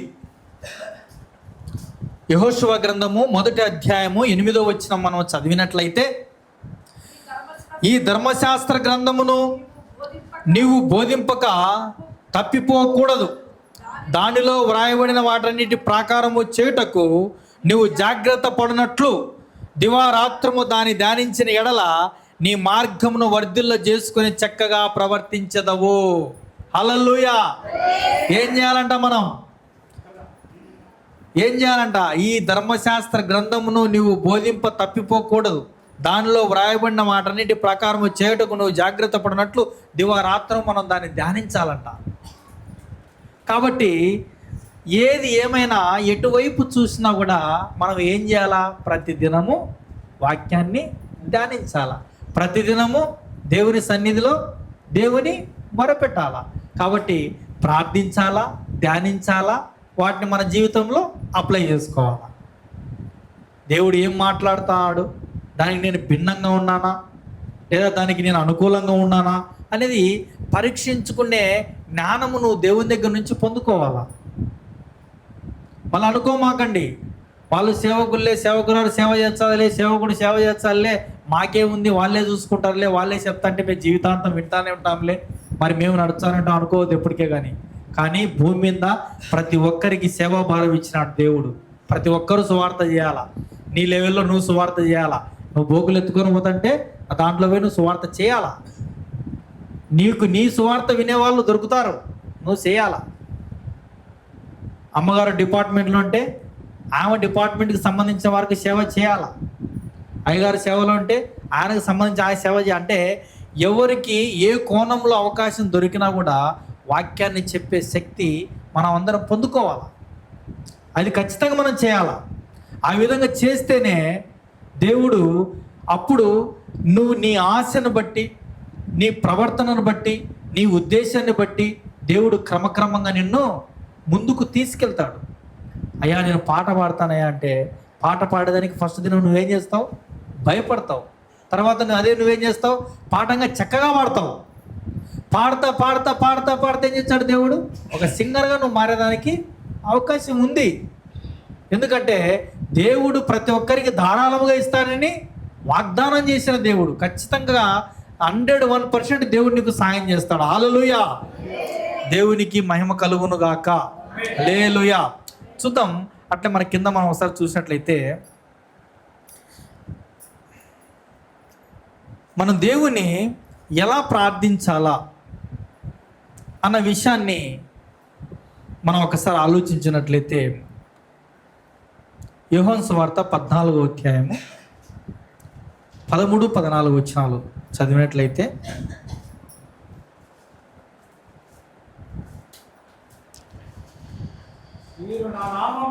మీరు నా నామమున దేనిని అడుగుదురో తండ్రి కుమారుని యందు మహిమ పరచబడుటకై దానిని చేతును. హల్లెలూయా. ఏ నామమున మనం అడగాలంట? తండ్రి కుమార నామమున మనం అడగాల. అంటే మనము ఆయన నామమును అడిగితే ఖచ్చితంగా దేవుడు నీకు కంపల్సరీగా చేస్తాడు. మనము ఆయన నామాన్ని అడిగినారనుకోండి, దేవుడు ఖచ్చితంగా మన ప్రార్థన వింటాడు. ఆయన మన ప్రార్థన వింటాడు, అంతేగా మన ప్రార్థన వింటాడు అనే ఆయన అలాంటి ఆలోచన కలిగి మనం ప్రార్థన చేయాలి. ఎందుకంటే నీ ప్రార్థన దేవుడు, నువ్వు ఏం చేస్తున్నావో దేవునికి తెలుసు. ప్రతిదీ నువ్వు చేసే ప్రతి క్రియ ఆయనకు తెలుసు. కానీ నువ్వు నిజముగా మొరపెట్టినప్పుడు ఖచ్చితంగా నీ ప్రార్థన దేవుడు వింటాడు. చూడండి, అమ్మగారిని మామూలుగా వాస్తవంగా అయితే సిస్టర్ అంటే నాకే బాధ అనిపించింది. ఇప్పుడు ఒక సేవకురాల్ని మరి కొట్టడం అంటే అండి, సపోజ్ ఒకటి కొట్టడం అంటే సాధారణంగా మనిషికి కలిగే ఆలోచన ఏంటి? ఇదేం సేవరా బాబు, ఒకరితో కొట్టించుకొని బతకాల్సిన పరిస్థితి ఏంటి? నేను చదువుకున్నా కదా, ఏదో చిన్న జాబ్ చేసుకుని అనవసట తల వాల్చుకోవచ్చులేని ఆలోచన కలుగుతుందా? కలుగుతుంది కదా, సహజంగా కలుగుతుంది. మనిషికి సహజంగా కలిగే ఆలోచన అది. కానీ ఆమె ఏం చేసింది? చావైనా బ్రతుకైనా నా దేవుడే నాకు సహాయం చేస్తాడని ఆలోచన కలిగి ఎప్పుడైతే ముందుకెళ్ళిందో ఎవరైతే కొట్టాలనుకున్నారో వాళ్ళే దగ్గరకు వచ్చి, అమ్మగారు మీరు దైవసేవకులని మాకైతే తెలియదు, కాబట్టి మమ్మల్ని క్షమించండి, మీ మీద దొంగలు మీ మీద కొద్దిగా చాలా ఇబ్బంది పెట్టాలని చూస్తున్నారు కానీ వాళ్ళంగా సలహా ఇచ్చి వెళ్ళిపోయారు. అది ఎవరి? అది దేవుని కృప కదా. ఎందుకంటే ఆమె లాస్ట్ వరకు ఎదురు చూసినటువంటి ఆలోచన అది. దేవుడు పరీక్షిస్తున్నాడు అక్కడ. ఎందుకంటే ఈ ప్రాణము దేవుని దగ్గర ఉంది. ఏ మనుషుడు ఈ ప్రాణాన్ని తీసుకొని పోలేడు. ఏ మనిషినికి అంత సీన్ లేదు. మన ప్రాణాన్ని తీసుకునే హక్కు ఏ మనిషికి లేదు. అది దేవుని చిత్తం అయితేనే మన ప్రాణం తీయగలుగుతాడు. అందుకే మనం దేనికి భయపడాల్సిన అవసరం లేదు. అవసరత అంటే అస్సలు లేదు. భయపడకూడదు. భయపడితే ఏం ప్రయోజనం? మనం లొంగిపోతాం, పాపానికి దాసోహం అయిపోతాం 100%. కాబట్టి భయపడాల్సిన అవసరము అసలు లేదు. కాబట్టి దేవుని దగ్గర మన విన్నపమై ఉండాలా. ప్రభువా, ఎలాంటి పరిస్థితుల్లోనైనా, ఎలాంటి సిచ్యువేషన్ నా జీవితంలో వచ్చినా అది నా జీవితంలోకి రాకోకుండా చేయకండి ప్రార్థన చేయడం పెద్ద విషయం కాదు. అక్కడ ఎలాంటి పరిస్థితి వచ్చినా ఎదుర్కొనే శక్తి నాకు అనుగ్రహించు ప్రభువా అని ప్రార్థన చేయాలా. హల్లెలూయా. నాకొద్దు క్రైస్తవులకు వచ్చేదే శ్రమలు. ఒకరు ఎదుగుతుంటే ఓర్చలేని సమాజం, సహజం ఇది. కాబట్టి ఎలాంటి పరిస్థితి వచ్చినా కూడా నీ మార్గములో నేను నిలబడాలి, నీ సేవ నేను చేయాలి, నిన్ను స్తుతించాలి, నిన్ను ఆరాధించాలి. నీ చిత్తమైతే ఆనాటి కాలంలో నీ దాసులు ఎంతమందిని అయితే నువ్వు వాడుకొని వాళ్ళలో నువ్వయ్యండి మహిమపరచబడుకున్నావో, అదే రీతిలో నా జీవితంలో కూడా మీరయ్యండి మహిమ పొందుకోండి అని మన ప్రార్థన గట్టిగా ఉండాలి. అప్పుడు దేవుడు ఖచ్చితంగా నీ నిరీక్షణను బట్టి, నీ ఆలోచనను బట్టి, నీ తలంపును బట్టి, నీ గురిని బట్టి దేవుడు ఖచ్చితంగా నీకు సాయం చేస్తాడు. ఎందుకంటే ఆయనకు సమస్తం తెలుసు కదా. నేను ఎందుకు చెప్తా అంటే, ఎందుకు నేను ఈ విషయాన్ని సమస్తం ఆయనకు తెలుసు అంటానంటే, ప్రతిదీ ఆయనకు తెలుసు. కొంతమంది కింద కూర్చోలేరు పాపం. దేవునికి తెలియదా నువ్వు కింద కూర్చోలేవని? తెలుసు. కాబట్టి దాని గురించి నువ్వు చింతించాల్సిన అవసరం లేదు. నీ తండ్రికి నీ పరిస్థితి తెలుసు కాబట్టి నువ్వు ఎలాంటి పరిస్థితుల్లో ఉన్నా, నువ్వు కూర్చున్నా, పైన కూర్చున్నా, కింద కూర్చున్నా, ఆరాధించే విధానంలో నీలో ఏముండాలంట? నిజమైన ఆరాధన కలిగే గుణం ఉండాలా. దేవుని నిజంగా ఆరాధించే మనస్సు. అది చెప్తానులే, నాకు నిజముగా మొరపెట్టు వారికి దేవుడు సమీపస్తాడంట. విరిగిన నలిగిన హృదయాన్ని వెంటనే వెతుక్కునేను. కాబట్టి దేవుడు చాలా గొప్ప దేవుడు అండి.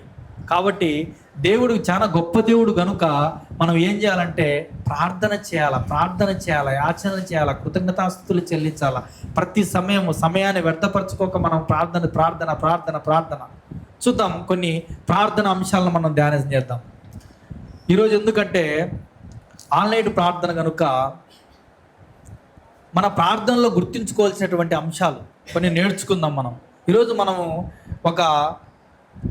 ఒక బాధ్యతాయుతంగా కొన్ని విషయాలు మనం దేవుని సన్నిధిలో నేర్చుకుందాం. మనము మన విషయమే కాకోకుండా ఈ భూమి మీద ఎవరెవరి నిమిత్తమే మనం ప్రార్థన చేయాలా అనే విషయాన్ని మనం ఆలోచించినట్లయితే,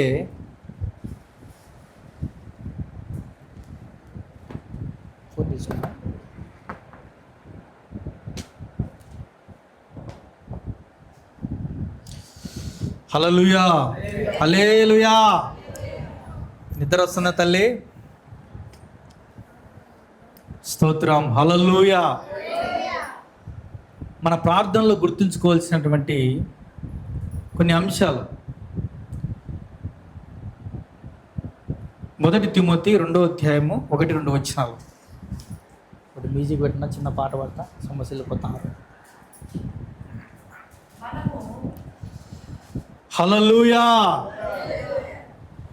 ప్రేమించేదన్ అధికముగా ఆరాధింతున్ ఆసక్తితో, ప్రేమించేదన్ అధికముగా ఆరాధింతున్ ఆసక్తితో, పూర్ణ మనసుతో ఆరాధింతున్ నిన్ను పూర్ణ బలముతో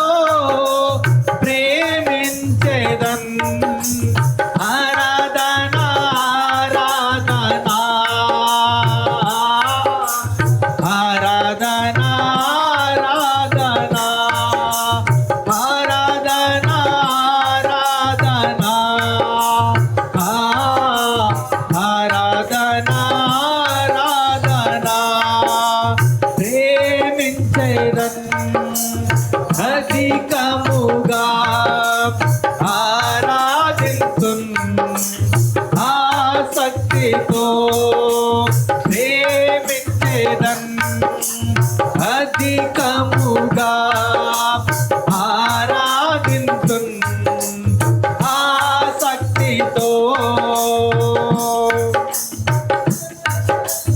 ఎబినేజరే ఎబినేజరే ఇంతవరకు ఆదుకున్నావు. ఎబినేజరే ఎబినేజరే ఇంతవరకు ఆదుకున్నావే.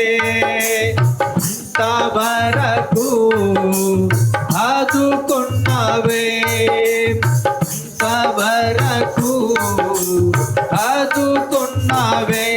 నిన్ను పూర్ణ మనసుతో ఆరాధింతున్. నిన్ను పూర్ణ బలముతో ప్రేమించేదన్. నిన్ను పూర్ణ మనసుతో ఆరాధింతున్. నిన్ను పూర్ణ బలముతో ప్రేమించేదన్. ఆరాధన ఆరాధన ఆరాధన ఆరాధన ఆరాధన ఆరాధన ఆరాధన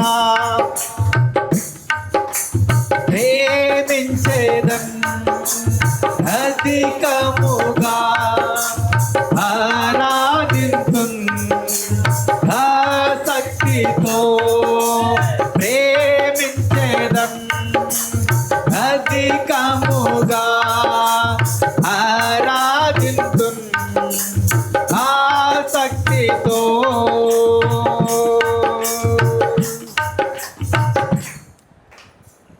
హల్లెలూయా. కొద్దిగా జోస్ వచ్చిందే. పరిశుద్ధ గ్రంథ బైబిల్ నుంచి తిమోతికి మొదటి పత్రిక 2వ అధ్యాయము 1-2 వచనాలు మనం ధ్యానించినట్లయితే, మనం సంపూర్ణ భక్తియు మాన్యతయు కలిగి నెమ్మదిగాను సుఖముగాను బ్రతుకు నిమిత్తము అన్నిటికంటే ముఖ్యముగా మనుషులందరి కొరకు, రాజుల కొరకు, అధికారుల కొరకు విజ్ఞాపనలను, ప్రార్థనలను, యాచనలను, కృతజ్ఞతాస్తుతులను చేయవలనని హెచ్చరించుచున్నాను. హల్లెలూయా, హల్లెలూయా. అట్టి ఆలోచన కలిగి ఉన్నావా ప్రియ సహోదరి సహోదరుడా? దేవుడు నీకు ఇచ్చినటువంటి ఒక బాధ్యత, అది ఏమయ్యా అని మనం ఆలోచించినట్లయితే, ఇక్కడ భక్తుడు స్పష్టంగా మాట్లాడుతున్నటువంటి మాట ఏమిటి అని మనం ఆలోచించినట్లయితే, చూడండి, మనము సంపూర్ణ భక్తియు మాన్యతయు కలిగి నెమ్మదిగాను సుఖముగాను బ్రతుకు నిమిత్తము అన్నిటికంటే ముఖ్యముగా మనుషులందరి కొరకును, రాజుల కొరకును, అధికారుల కొరకును విజ్ఞాపనలను, యాచనలను, ప్రార్థనలను, యాచనలను, కృతజ్ఞతాస్తుతులను చేయవలనని హెచ్చరించుచున్నాను. హల్లెలూయా. అలాంటి అనుభవంలో మనం ఉన్నామా అన్నది ఆలోచించినట్లయితే ఒకసారి ఆలోచించండి. ఇప్పుడు అలాంటి అనుభవం నీకు ఈరోజు లేకపోతే ఆ అనుభవాన్ని నువ్వు తెచ్చుకోవాలి. ఎందుకంటే ఇదివరకు చెప్పిన సహోదరి ఒక మాట ఉన్నది. ఒక ఎస్పీ గారు ఈమె సమస్య ఉన్నప్పుడే ఆ ఎస్పీ అక్కడ ఉండడం అది ఆశీర్వాదకరమా కాదా? ఆశీర్వాదకరమే కదా. కాబట్టి నీ సమస్య దేవునికి తెలుసు గనక నిన్ను పరీక్షిస్తూ ఒక్కటే పరే ఎంతో, అంటే నేను బ్రతకలేను, నా బ్రతుకు ఇంతటితో అయిపోయింది అనే పరిస్థితి మనలోకి వచ్చినప్పుడు ఆయన ఒక్కటే పరే 101% నేను నీకు తోడై ఉన్నానని బహిరంగముగా అధికారి ద్వారా మనతో మాట్లాడినప్పుడు మనలో ఉన్నటువంటి సంతోషం. హల్లెలూయా. కాబట్టి అట్టి అనుభూతిని అలాంటి పరిస్థితి మన జీవితంలో జరగాలి అంటే, లేదా అలాంటి స్థితిలో మనం ప్రతి చోట మనము ఆశీర్వదింపబడాలి అంటే కనుక మనం అధికారుల గురించి ఖచ్చితంగా మనం ప్రార్థన చేయాలి. ఒక క్రైస్తవునిగా, క్రైస్తవురాలిగా మన బాధ్యత అది. వాళ్ళు ఎలాంటి వారన కానీ, దేవుడు నమ్మినా నమ్మకపోయినా, నీకు తెలుసు ఈ భూమి మీద ఉన్నటువంటి ప్రతి వ్యక్తి దేవుని బిడ్డ అని నీకు తెలిసినప్పుడు నువ్వు చేయాల్సిన ప్రార్థన ఒకటే. ఈరోజు ఒక వ్యక్తి ఎమ్మెల్యేగానో, ఎంపీగానో, మంత్రిగానో, మరి రాష్ట్ర ముఖ్యమంత్రిగానో, లేదా ఎంపీగానో, మరి ఆ తర్వాత నీకు ఇంచుమించు కేంద్ర మంత్రులుగానో, మరి ప్రధానమంత్రిగానో, మరి ప్రధానమంత్రిగా ఉన్నటువంటి మన మోడీ గారు, మరి ఆయనంతకు ఆయన మరి పిఎం కాలేదండి. ఇది దేవుని చిత్తమైంది కాబట్టే ఆయన ఈరోజు పిఎంగా ఉన్నాడు. కాబట్టి అధికారుల నిమిత్తము మనం ప్రార్థన చేయాలి, ఖచ్చితంగా ప్రార్థన చేయాలి. ఈరోజు నేను అది ఏమంటారు దాన్ని డిపార్ట్మెంట్ పోయినది ఇప్పుడు యురేనియంలో సెమీ క్రిస్మస్ జరుగుటకు మేము అక్కడికి వెళ్ళినప్పుడు నాకు మా డిపార్ట్మెంట్ గుర్తుకొచ్చింది. నేను మిలిటరీలో పనిచేసేటప్పుడు మేము అలాగే అందరం కష్టపడి దేవుని తెలియని వారికి కూడా తెలియపరచాలనే ఒక ఆవేదనతో అక్కడ మాకు అధికారుల నిమిత్తమే ప్రార్థన చేయడని దేవుడు వరకే చెప్పలే. అక్కడ ఎలాంటి వారినైనా ఉంటారు కాబట్టి వాళ్ళ నిమిత్తమే మీకు ప్రార్థన చేస్తే వారు మీకు సమయాన్ని కల్పిస్తారు. ఆ విధంగానే అధికారుల నిమిత్తమే ప్రార్థన చేసినప్పుడు ఆ అధికారులే దేవుని నామము తెలియనప్పటికీ, మీలో క్రిస్టియన్స్ ఎంతమంది ఉన్నారు, బయటికి రండి, వీళ్ళందరికీ పొద్దు డ్యూటీలు మాఫ్ చేయండి, మీరు క్రిస్టమస్ చేసుకోండి, సెలబ్రేషన్ చేసుకోండి, ఈరోజు మీ దేవుని పండగ కదా, మరి యేసుక్రీస్తు వారు మరి లో పుట్టినాడు కదా, ఆయన గురించి మాకు కొద్దిగా ఎక్స్ప్లెయిన్ చేయండి అని వాళ్ళు మనస్ఫూర్తిగా అడుగుతారు. అది ఎంత గొప్ప భాగ్యం. ఈరోజు నువ్వు రాజుల కొరకు, అధికారుల కొరకు ప్రార్థన చేసి ఉంటేనే కదా ఇలాంటి పరిస్థితులు మనకు వచ్చేది. ఒక కంపెనీలో 170 మంది ఇంచుమించు స్ట్రెంత్ ఉంటే ఆ 170 మందికి 180 మందికి డ్యూటీలు ఉంటాయి. ఎంతమందికి ఉంటాయి? 170 మంది ఉంటే 180 మందికి డ్యూటీ. అంటే అడ్వాన్స్లో ఉంటారు అన్నమాట. అంటే స్ట్రెంత్ సాలని పరిస్థితుల్లో కూడా డ్యూటీకి తక్కువ వచ్చిన ఒక వ్యక్తి 2 సార్లు డ్యూటీ చేసుకుంటూ, మరి వీళ్ళు క్రైస్తవులు ఈరోజు యేసుక్రీస్తు వారు పుట్టినరోజు అంట, మరి ఆ సెలబ్రేషన్కు వీరిని పంపాలా, వీళ్ళు సెలబ్రేట్ చేసుకోవాలా అనే ఒక ఆలోచనతో ఒక అధికారికి పుట్టి ఆ రోజు మాకందరికీ డ్యూటీ ఆనాటి కాలంలో మాఫ్ చేసేవాళ్ళు. మేము ప్రత్యేకంగా కూర్చొని దేవుని ఆరాధించుకొని మేము ఎంతో సంతోషాన్ని వ్యక్తపరిచేవాళ్ళం. కాబట్టి మనము రాజుల గురించి, అధికారుల గురించి బాధ్యతాయుతంగా మనం ఒక బాధ్యత తీసుకొని మనం ప్రార్థన చేయాలి. నువ్వు అనుకోవచ్చు, అయ్యా నేను ఎలా ప్రార్థన చేయాలా? నీకు వచ్చినదే చేయాలా తల్లి, దేవుడు నీకు ఏం నేర్పిస్తే అదే చేయాలా. కానీ ఆ ప్రార్థన ఎలా ఉండాలంట? మనస్ఫూర్తిగా, దేవుడు ఆత్మ గనుక ఆయన ఆరాధించేవారు ఆత్మతోనూ సత్యముతోనూ ఆరాధించేవారే ఉండాలంట. కాబట్టి దేవుడు ఏ విధంగా మనతో మాట్లాడినా ప్రతి విషయం మన దేవుడు ఎట్లా మాట్లాడతా అంటే ప్రతిదీ దేవుడు సూటిగానే మాట్లాడతాడు, స్పష్టంగానే మాట్లాడతాడు, నీతిగానే మాట్లాడతాడు, యథార్థతతోనే మాట్లాడతాడు. ఎందుకంటే ఆయనకి ఇష్టకరమైనటువంటి మాటలు ఇవి. హల్లెలూయా. చూద్దాం ఆ కింద ఎఫెసీయులకు రాసిన పత్రిక 6వ అధ్యాయము 18వ వచనం చూద్దాం.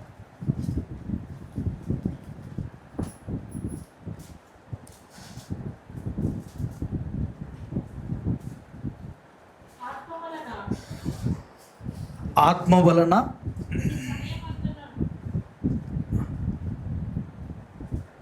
ఎఫెసీయులకు రాసిన పత్రిక 6వ అధ్యాయము 18, 6:18.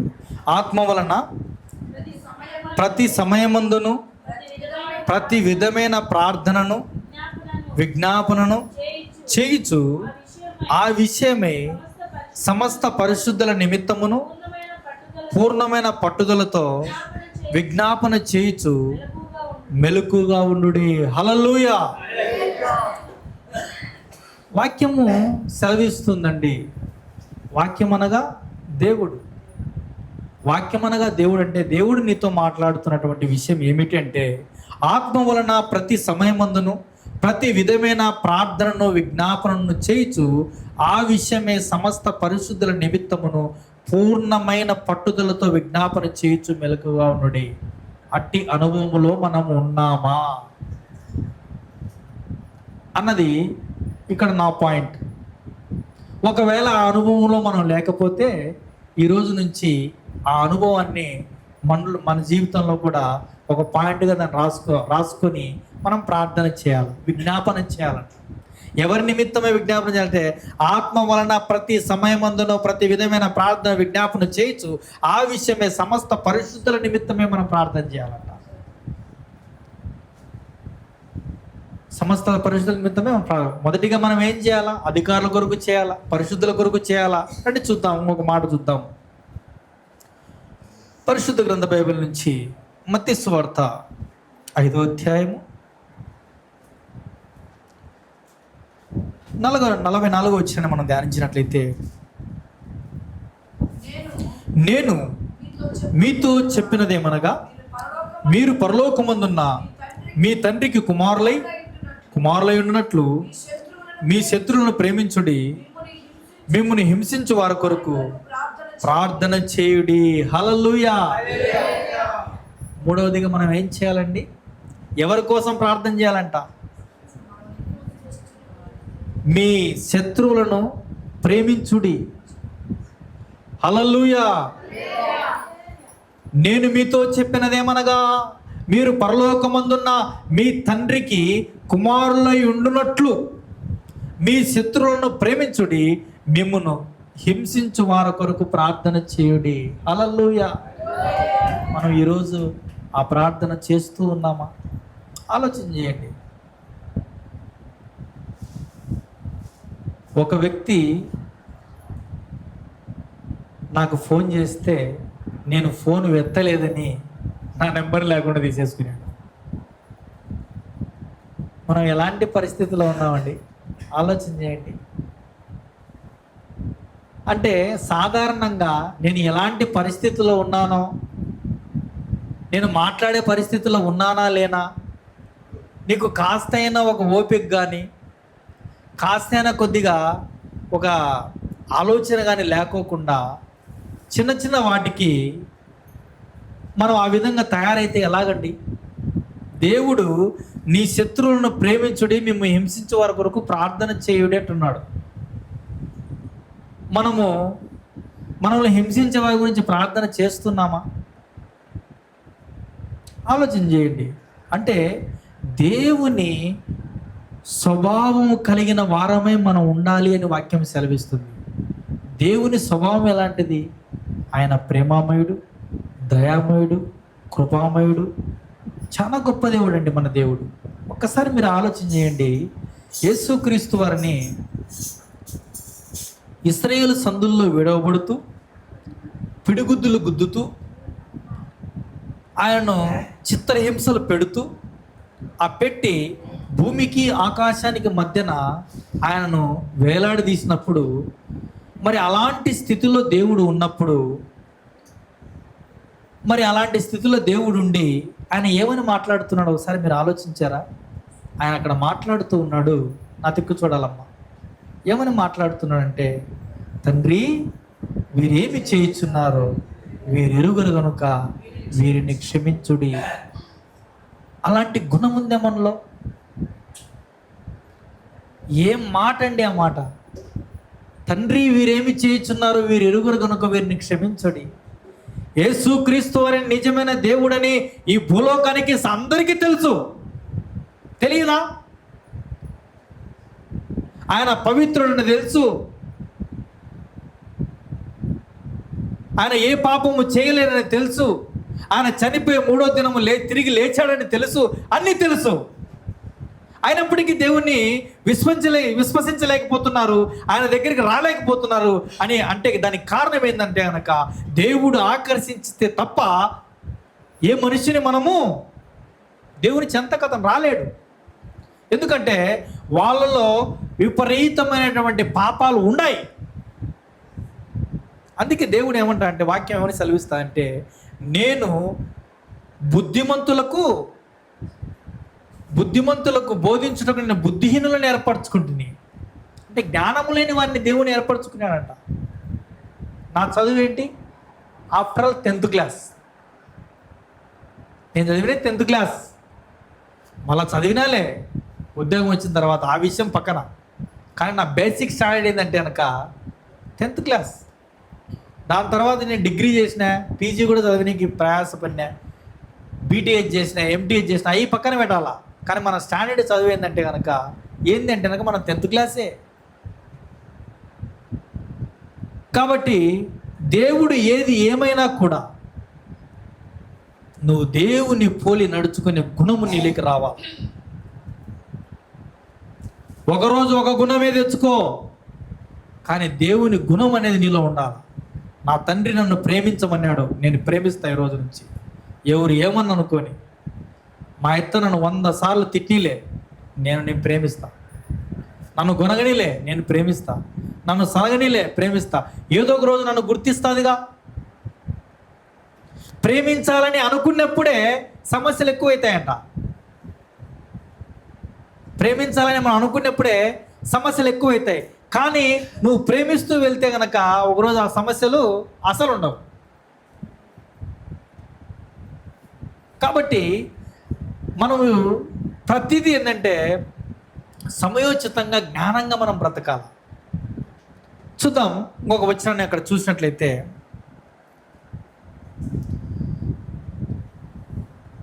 హల్లెలూయా, దేవునికి మహిమ కలుగును గాక. లూకా సువార్త 6వ అధ్యాయము 27వ వచనాన్ని ఒకసారి ధ్యానించినట్టయితే,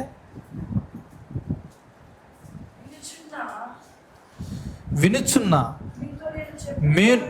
మీతో నేను చెప్పినది ఏమనగా, మీ శత్రువులను ప్రేమించుడి, మిమ్మును ద్వేషించు వారికి మేలు చేయుడి, మిమ్మును శపించు వారిని దీవించుడి, మిమ్మును బాధించు వారి కొరకు ప్రార్థన చేయుడి, నిన్ను ఒక చెంప మీద కొట్టువాని వైపునకు 2వ చెంప కూడా త్రిప్పుము, నీ పైబట్ట ఎత్తుకొని పోవువాని నీ అంగీని కూడా ఎత్తుకొని పోకుండా అడ్డగింపకము.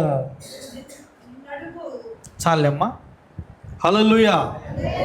చూడండి, ఇక్కడ మాట్లాడుతున్నటువంటి మాట ఇది ఒక కోణం. అక్కడేమో నీ శత్రువుని ప్రేమించమని దేవుడు మాట్లాడుతున్నాడు, మరి ప్రార్థన చేయమని దేవుడు మాట్లాడుతూ ఉన్నాడు. ఇక్కడేమని మాట్లాడుతూ ఉన్నాడంటే, మిమ్మల్ని ద్వేషించు వారికి మేలు చేయమన్నాడు. ఏమని మాట్లాడుతున్నాడండి? మిమ్మల్ని ద్వేషించే వారికి మేలు చేయమంటున్నాడు. అంటే నేను అడిగేది మిమ్మల్ని ఇదే, మనల్ని ద్వేషించని, నిన్ను నన్ను ద్వేషించే వారికి మనం మేలు చేస్తూ ఉన్నామా? కీడుకు ప్రతి కీడు చేయకూడదని వాక్యం సెలవిస్తుందే. మనకు కీడు చేయకముందే మనం కీడు చేయనికి సిద్ధపడతాం. అవునా కదా? ఆలోచించండి.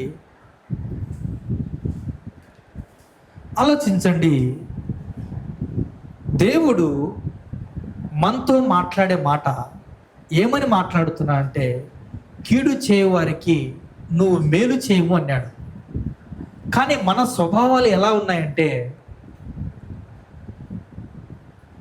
ఒక వ్యక్తి గురించి మనము చెప్పకపోయినా చెప్పినాడని, మనం అనకపోయినా అన్నాడని, మనం ఏమీ మాట్లాడకపోయినా నా గురించి సనిగాడని, రకరకాలుగా మనం ఏం చేస్తామంటే మనంతకట మనమే ఊహించుకొని మనం పాపం చేస్తూ ఉన్నాం. అవునా కదా? మనంతకు మనం ఊహించుకొని పాపం చేస్తున్నాం. కానీ వాక్యము నీతో ఏమని మాట్లాడుతుంది? మిమ్మల్ని ద్వేషించు వారికి మీరు మేలు చేయుడని ఉంది. మనం అది చేస్తున్నామా? మేలు చేయడం పక్కన పెట్టు, మనం చిన్న చిన్న విషయాలకి ఏం చేసినాం? తప్పు చేస్తూనే ఉన్నాం, కీడు చేస్తూనే ఉన్నాం. కాబట్టి ప్రియమైనటువంటి దేవుని ప్రజలారా, ప్రియ సహోదరి సహోదరుడా, ఏది దేవుడు ఏం మాట్లాడినా కూడా ఈరోజు దేవుడు నాతోనే మాట్లాడుతున్నాడు అని ఆ వాక్యాన్ని మనం స్వీకరించాలి. ఆ వాక్యాన్ని ఆ విధంగా మనం స్వీకరిస్తేనే అది మన జీవితంలోకి అప్లై అవుతుంది. అది అప్లై అయిన విధంగా మనం నడుచుకోవాలి. చూడండి, ఆ కింద ఒక విషయం చూస్తే, మిమ్మును శపించు వారిని దీవించుడి, మిమ్మును బాధించు వారి కొరకు ప్రార్థన చేయుడి. పాపా, ఎంత గొప్ప మాట అండి. ఏం చేయాలంట మనం? మిమ్మును శపించు వారిని దీవించుడి. ఎంతమంది శపిస్తుంటారండి? శపిస్తారు. వాస్తవంగా చెప్పాలి అంటే కనుక చాలా ఎన్నో విధాలుగా మనల్ని ఏదో విధంగా మనల్ని తృణీకరిస్తూ ఒకవేళ, ఎందుకంటే అది మనం అనుకోకుండా విషయం నేను చెప్తాను మీకు. ఒకవేళ ఒక వ్యక్తి ముందుకు వెళ్ళాలి అని అనుకున్నప్పుడు ఆ వ్యక్తిని ముందుకు పోనీయరు. ఎందుకు పోనీయరంటే, ఇప్పుడు దైవజనురాలు ఉంది, ఎగ్జాంపుల్గా అమ్మగారు తన సేవకుడు వెళ్ళిన తర్వాత ఆమె అక్కడనే దేవుని సేవ చేయాలి అనుకుంది. అది ఎవరి కోసం చేయాలనుకుంది? ఆలోచన చేయండి. ఆమె బతుకుదేరు కోసం చూసిందే? లేదుగా. నా భర్త రక్షించినటువంటి ఆత్మలు కొన్ని ఉన్నాయి, మరి వారికి ఎట్లా నేను ఆత్మీయ ఆహారాన్ని పెట్టాలా? ఇంకా ఈ ప్రాంతంలో ఎంతోమంది రక్షణ లేని వారు ఉన్నారు. ఒక భారము కలిగి, ఒక గురి కలిగి, ఒక ఉద్దేశము కలిగి, దేవుని పిలుపు చేత, దేవుని వాగ్దానము చేత, దేవుని చిత్త ప్రకారంగా తన జీవితంలో ఏమున్నా ఏమి లేకపోయినా, తిన్నా తినకపోయినా మరి దేవుని పరిచర్య చేయాలనుకుంటే ఎంతమంది ఎన్నికలు అవుతారండి? దేనికోసం లాగుతారు? స్థలం కోసము, భూమి కోసము, డబ్బు కోసము? ఎందుకండి? దేవుడు సమస్తము ఆయనే అయినప్పుడు నువ్వెందుకు తొందరపడతావు? కలిగి ఉన్నది ఏది ఆయన లేకుండా కలగలేదంట. సమస్తము ఆయనే అయినప్పుడు మనం ఎందుకు ఇలాంటి విషయాలు, చిన్న చిన్న విషయాల్లో మనము దాసోహం కావాలా? అందుకే మనము దేవుని ఆయనకున్న మనసు స్వభావాన్ని మనం ధరించుకోవాలంట. ఆయన స్వభావం ఎలాంటిది? మిమ్మల్ని శపించు వారిని దీవించుడనుంది. కాబట్టి మనం ఏం చేయాలా? దీవించాలా. హల్లెలూయా. మనం దీవించాలా. హల్లెలూయా. మిమ్మల్ని బాధపరిచే వారి కొరకు ఏం చేయాలా? మనము ప్రార్థన చేయాలా. తీర్పు యెహోవా దేవుడు తీరుస్తాడు. అందుకే ఇంతకుముందు ఒక పాట విన్నాం, బంగారు వీధుల్లో మనం ఏం చేస్తామంట? తిరుగుతామంట. బంగారు వీధుల్లో తిరుగుతాం. అక్కడ సాగు ఉండదు, అక్కడ పోతే పైకి మనం పరలోకానికి. కాబట్టి ఈ లోకంలో ఎన్నాళ్ళు ఉంటాం మనం? అబ్బాబంటే ఎంత బాధిస్తారో బాధించిన చూద్దాం. అబ్బాబంటే ఇంకా మనం ఒక 40 ఏళ్ళు అనుకో, చెప్పనీకి అధిక బలం ఉన్న ఎడల 80 సంవత్సరాలు అన్నాడు. కాబట్టి ఏం కాదు, ఏది ఏమైనా మనం ఏం చేయాలా?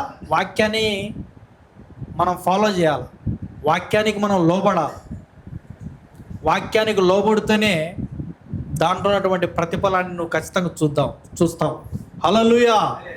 దేవునికి మహిమ కలుగునుగాక. చూద్దాం. అక్కడనే 23:34 ఒకసారి చూడండి. లూకా సువార్త 23:34.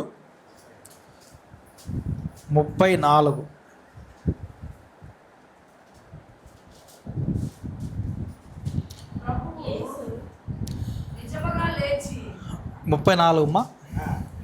యేసు, తండ్రి వీరేమి చేయుచున్నారో వీరెరుగురు గనుక వీరిని క్షమించమని చెప్పాను. వారు ఆయన వస్తువులను పంచుకోవటకై చీట్లు వేసిరి. హల్లెలూయా. అపోస్తల కార్యము 7వ అధ్యాయము 69వ వచనం చూద్దాం. 7:69.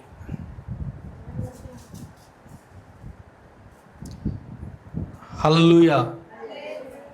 6:7 చూడండి. లేకపోతే 6:7.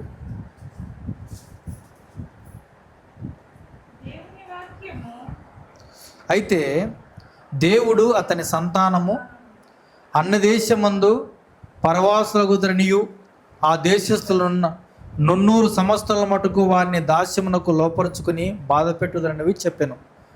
మరియు దేవుడు ఏ జనమునకును వారు దాసులై ఇందురు ఆ జనము నేను విమర్శ చేయుదుననియు ఆ తర్వాత వారు వచ్చి ఈ చోటునున్న సేవింతురనియు చెప్పాను. హల్లెలూయా.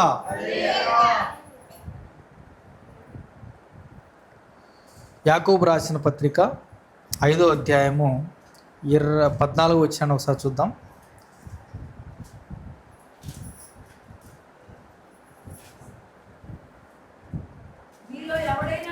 మీలో ఎవడైనాను రోగి అయి ఉన్నాడా? అతడు పెద్దలను పిలిపింపవలెను. వారు ప్రభువు నామమున అతనికి నూనె రాసి అతని కొరకు ప్రార్థన చేయవలెను. హల్లెలూయా. ఇక్కడ ఏమని రాయబడుతుందంటే, ఇక్కడ మనం కొన్ని విషయాలు చూస్తూ వచ్చాం. మొదటిగా మన ప్రార్థనలో గుర్తుంచుకోవాల్సిన అంశాలు ఇవి. ఈరోజు మీకు మీరు వింటున్నటువంటి అంశాలు. మొదటిగా మనం ఏం చేసాం? రాజుల గురించి, అధికారుల గురించి మనం ప్రార్థన చేయాలి. రెండవదిగా పరిచయాల కోసం ప్రార్థన చేయాలి. మూడవదిగా విశ్వాసాలందరి కోసం ప్రార్థన చేయాలి. నాలుగవదిగా మన శత్రువుల కోసము ప్రార్థన చేయాలి. ఐదవదిగా రోగుల కొరకు ప్రార్థన చేయాలి. రోగుల కొరకు ప్రార్థన చేయమని వాక్యము సెలవిస్తుంది. ఆరవదిగా చూద్దాం. అపోస్తుల కార్యము 12 వచనం.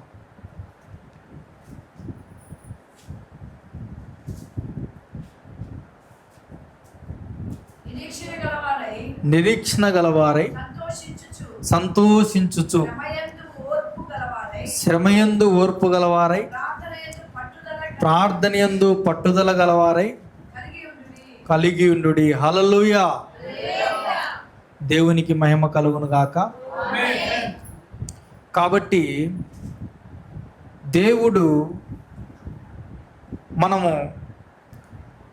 దేవుడు చెప్పిన ప్రతి మాటను బట్టి మనం ప్రార్థన చేయాలి. అప్పచెప్పినటువంటి ప్రతి విషయాన్ని మనము స్పష్టంగా ప్రార్థన చేయాలి. ప్రతి దినము దేవుని సన్నిధిలో సమయం కేటాయించి మన ఫ్యామిలీ నిమిత్తమై, స్నేహితుల నిమిత్తమై, అధికారుల నిమిత్తమై, సేవకుల నిమిత్తమై, మరి దేశ సైనికుల నిమిత్తమై, రాజుల నిమిత్తమై, అందరి నిమిత్తమై, రోగుల నిమిత్తమై, ప్రతి విషయమే భారం కలిగి మనం ప్రార్థన చేయాలి. ప్రార్థన చేయమనే దేవుడు కోరుకుంటూ ఉన్నాడు. మనం ప్రార్థన చేయాలి. ప్రార్థన చేయటంటే తండ్రితో మనం మాట్లాడుటయే. తండ్రితో మనం మాట్లాడుతూ ఉన్నాం. ప్రార్థన చేస్తున్నామంటే తండ్రితో మాట్లాడుతున్నాం. బైబిల్ చదువుతున్నామంటే తండ్రి మనసును మనం తెలుసుకుంటున్నాం, ఆయన ఏం మనలో కోరుకుంటున్నాడు. అవునా కాదా? హల్లెలూయా. దేవునికి మహిమ కలుగును గాక. ఒక చిన్న పల్లవి పాడుతూ దేవుని నామాన్ని స్తుతిద్దాం.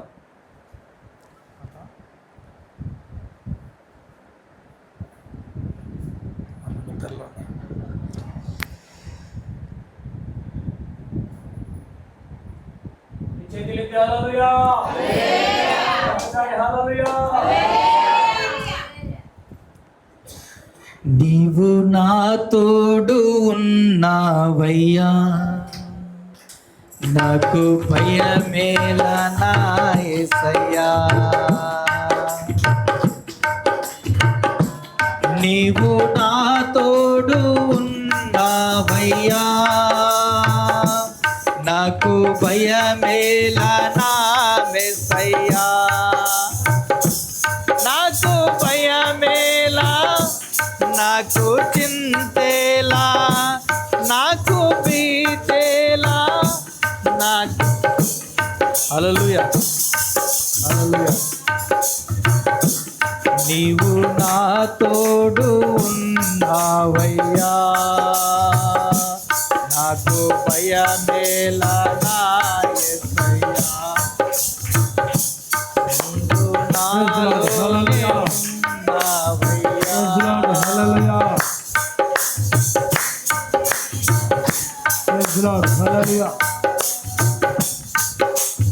స్తోత్రం. హల్లెలూయా.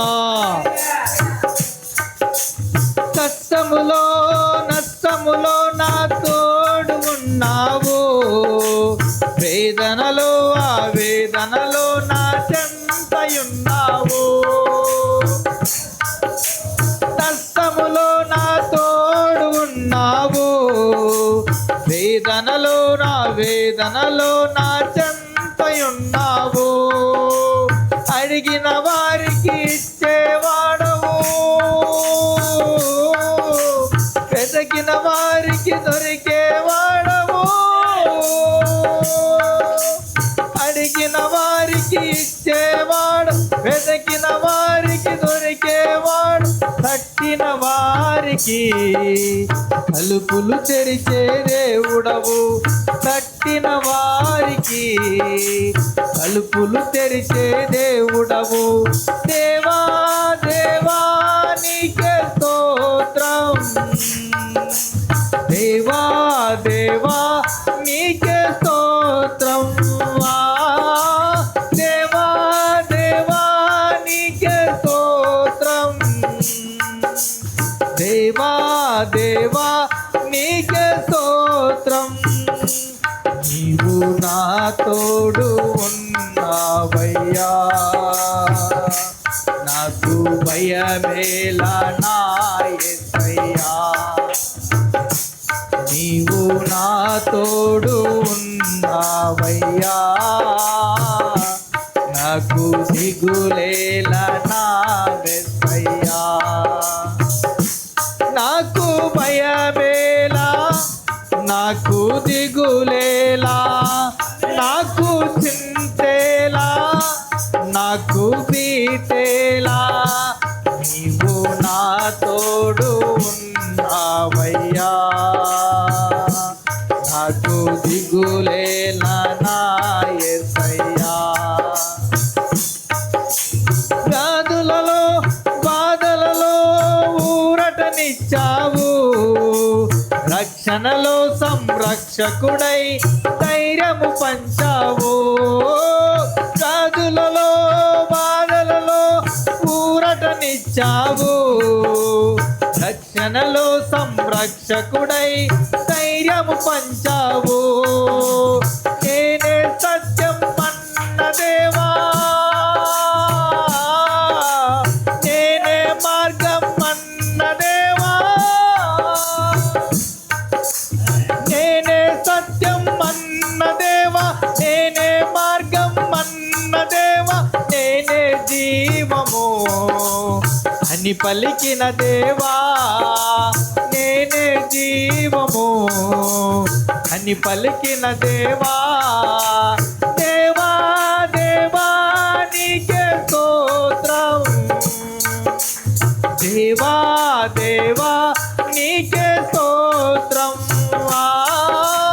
దేవా దేవా నీకే స్తోత్రం, దేవా దేవా నీకే స్తోత్రం. నీవు నా తోడు ఉన్నావయ్యా, నాకు భయమేలా నా యేసయ్యా. నీవు నాలోనే ఉన్నావయ్యా, నాకు దిగులేలా నా యేసయ్యా.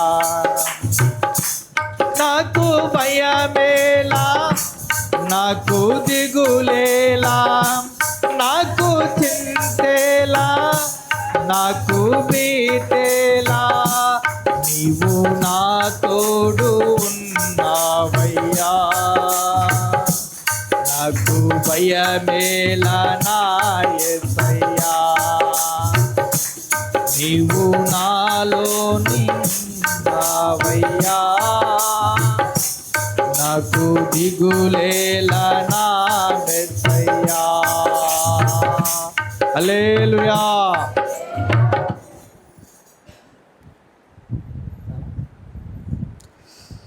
ఇదివరకు దేవుడు మాట్లాడుతూ వచ్చినటువంటి ప్రతి మాటను బట్టి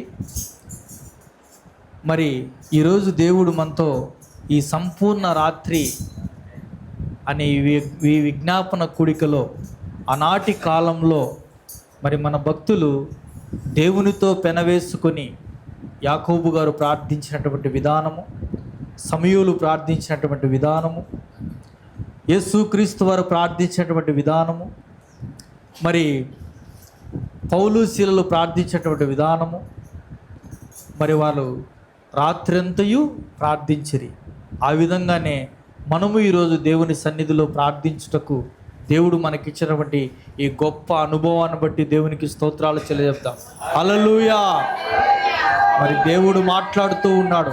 దేవుడు ఇదివరకు మనతో మాట్లాడుతూ ఉన్నాడు. ఏమని మాట్లాడుతూ ఉన్నాడు అంటే, దేవునితో నువ్వు గురి కలిగి ప్రార్థించాలి, గురి కలిగి నువ్వు ప్రార్థించాలి. ఎందుకంటే ఆయన పరిశుద్ధులు గనక, మరి నేను పరిశుద్ధులు గనక మీరును పరిశుద్ధులై ఉండు అని వాక్యము సెలవిచ్చినట్టుగా మనం ఆ పరిశుద్ధతలో జీవిస్తూ ఆయన నామాన్ని మనం స్తుతించాలి. దేవుడు ఇదివరకు మనకు నేర్పిస్తూ వచ్చాడు. దేవుడు నాతో మాట్లాడినటువంటి మాట ఏమిటయ్యా అని మనం ఆలోచన చేస్తే ఆయన మాట్లాడుతూ ఉన్నాడు. రాజుల కొరకు నువ్వు ప్రార్థించాలి, అధికారుల కొరకు నువ్వు ప్రార్థించాలి, రోగుల కొరకు నువ్వు ప్రార్థించాలి, మరి డిపార్ట్మెంట్ కొరకు నువ్వు ప్రార్థించాలి. ప్రతి విధమైనటువంటి మరి నిన్ను దూషించిన వారిని మనం ఏం చేయాలంట? మేలు చేయాలంట. వరకు క్షమించే గుణము మనలో ఉండాలి. ఈ విధంగా దేవుడు మనకు నేర్పించిన ప్రతి ఒక్క మాట మన జీవితంలోని దాన్ని మనం అవలంబించుకొని క్రీస్తును పోలి నడుచుకునే అట్టి అనుభవంలోకి మనందరం నడవాలని ఈ వాక్యాన్ని దేవుడు దీవించునుగాక. హల్లెలూయా.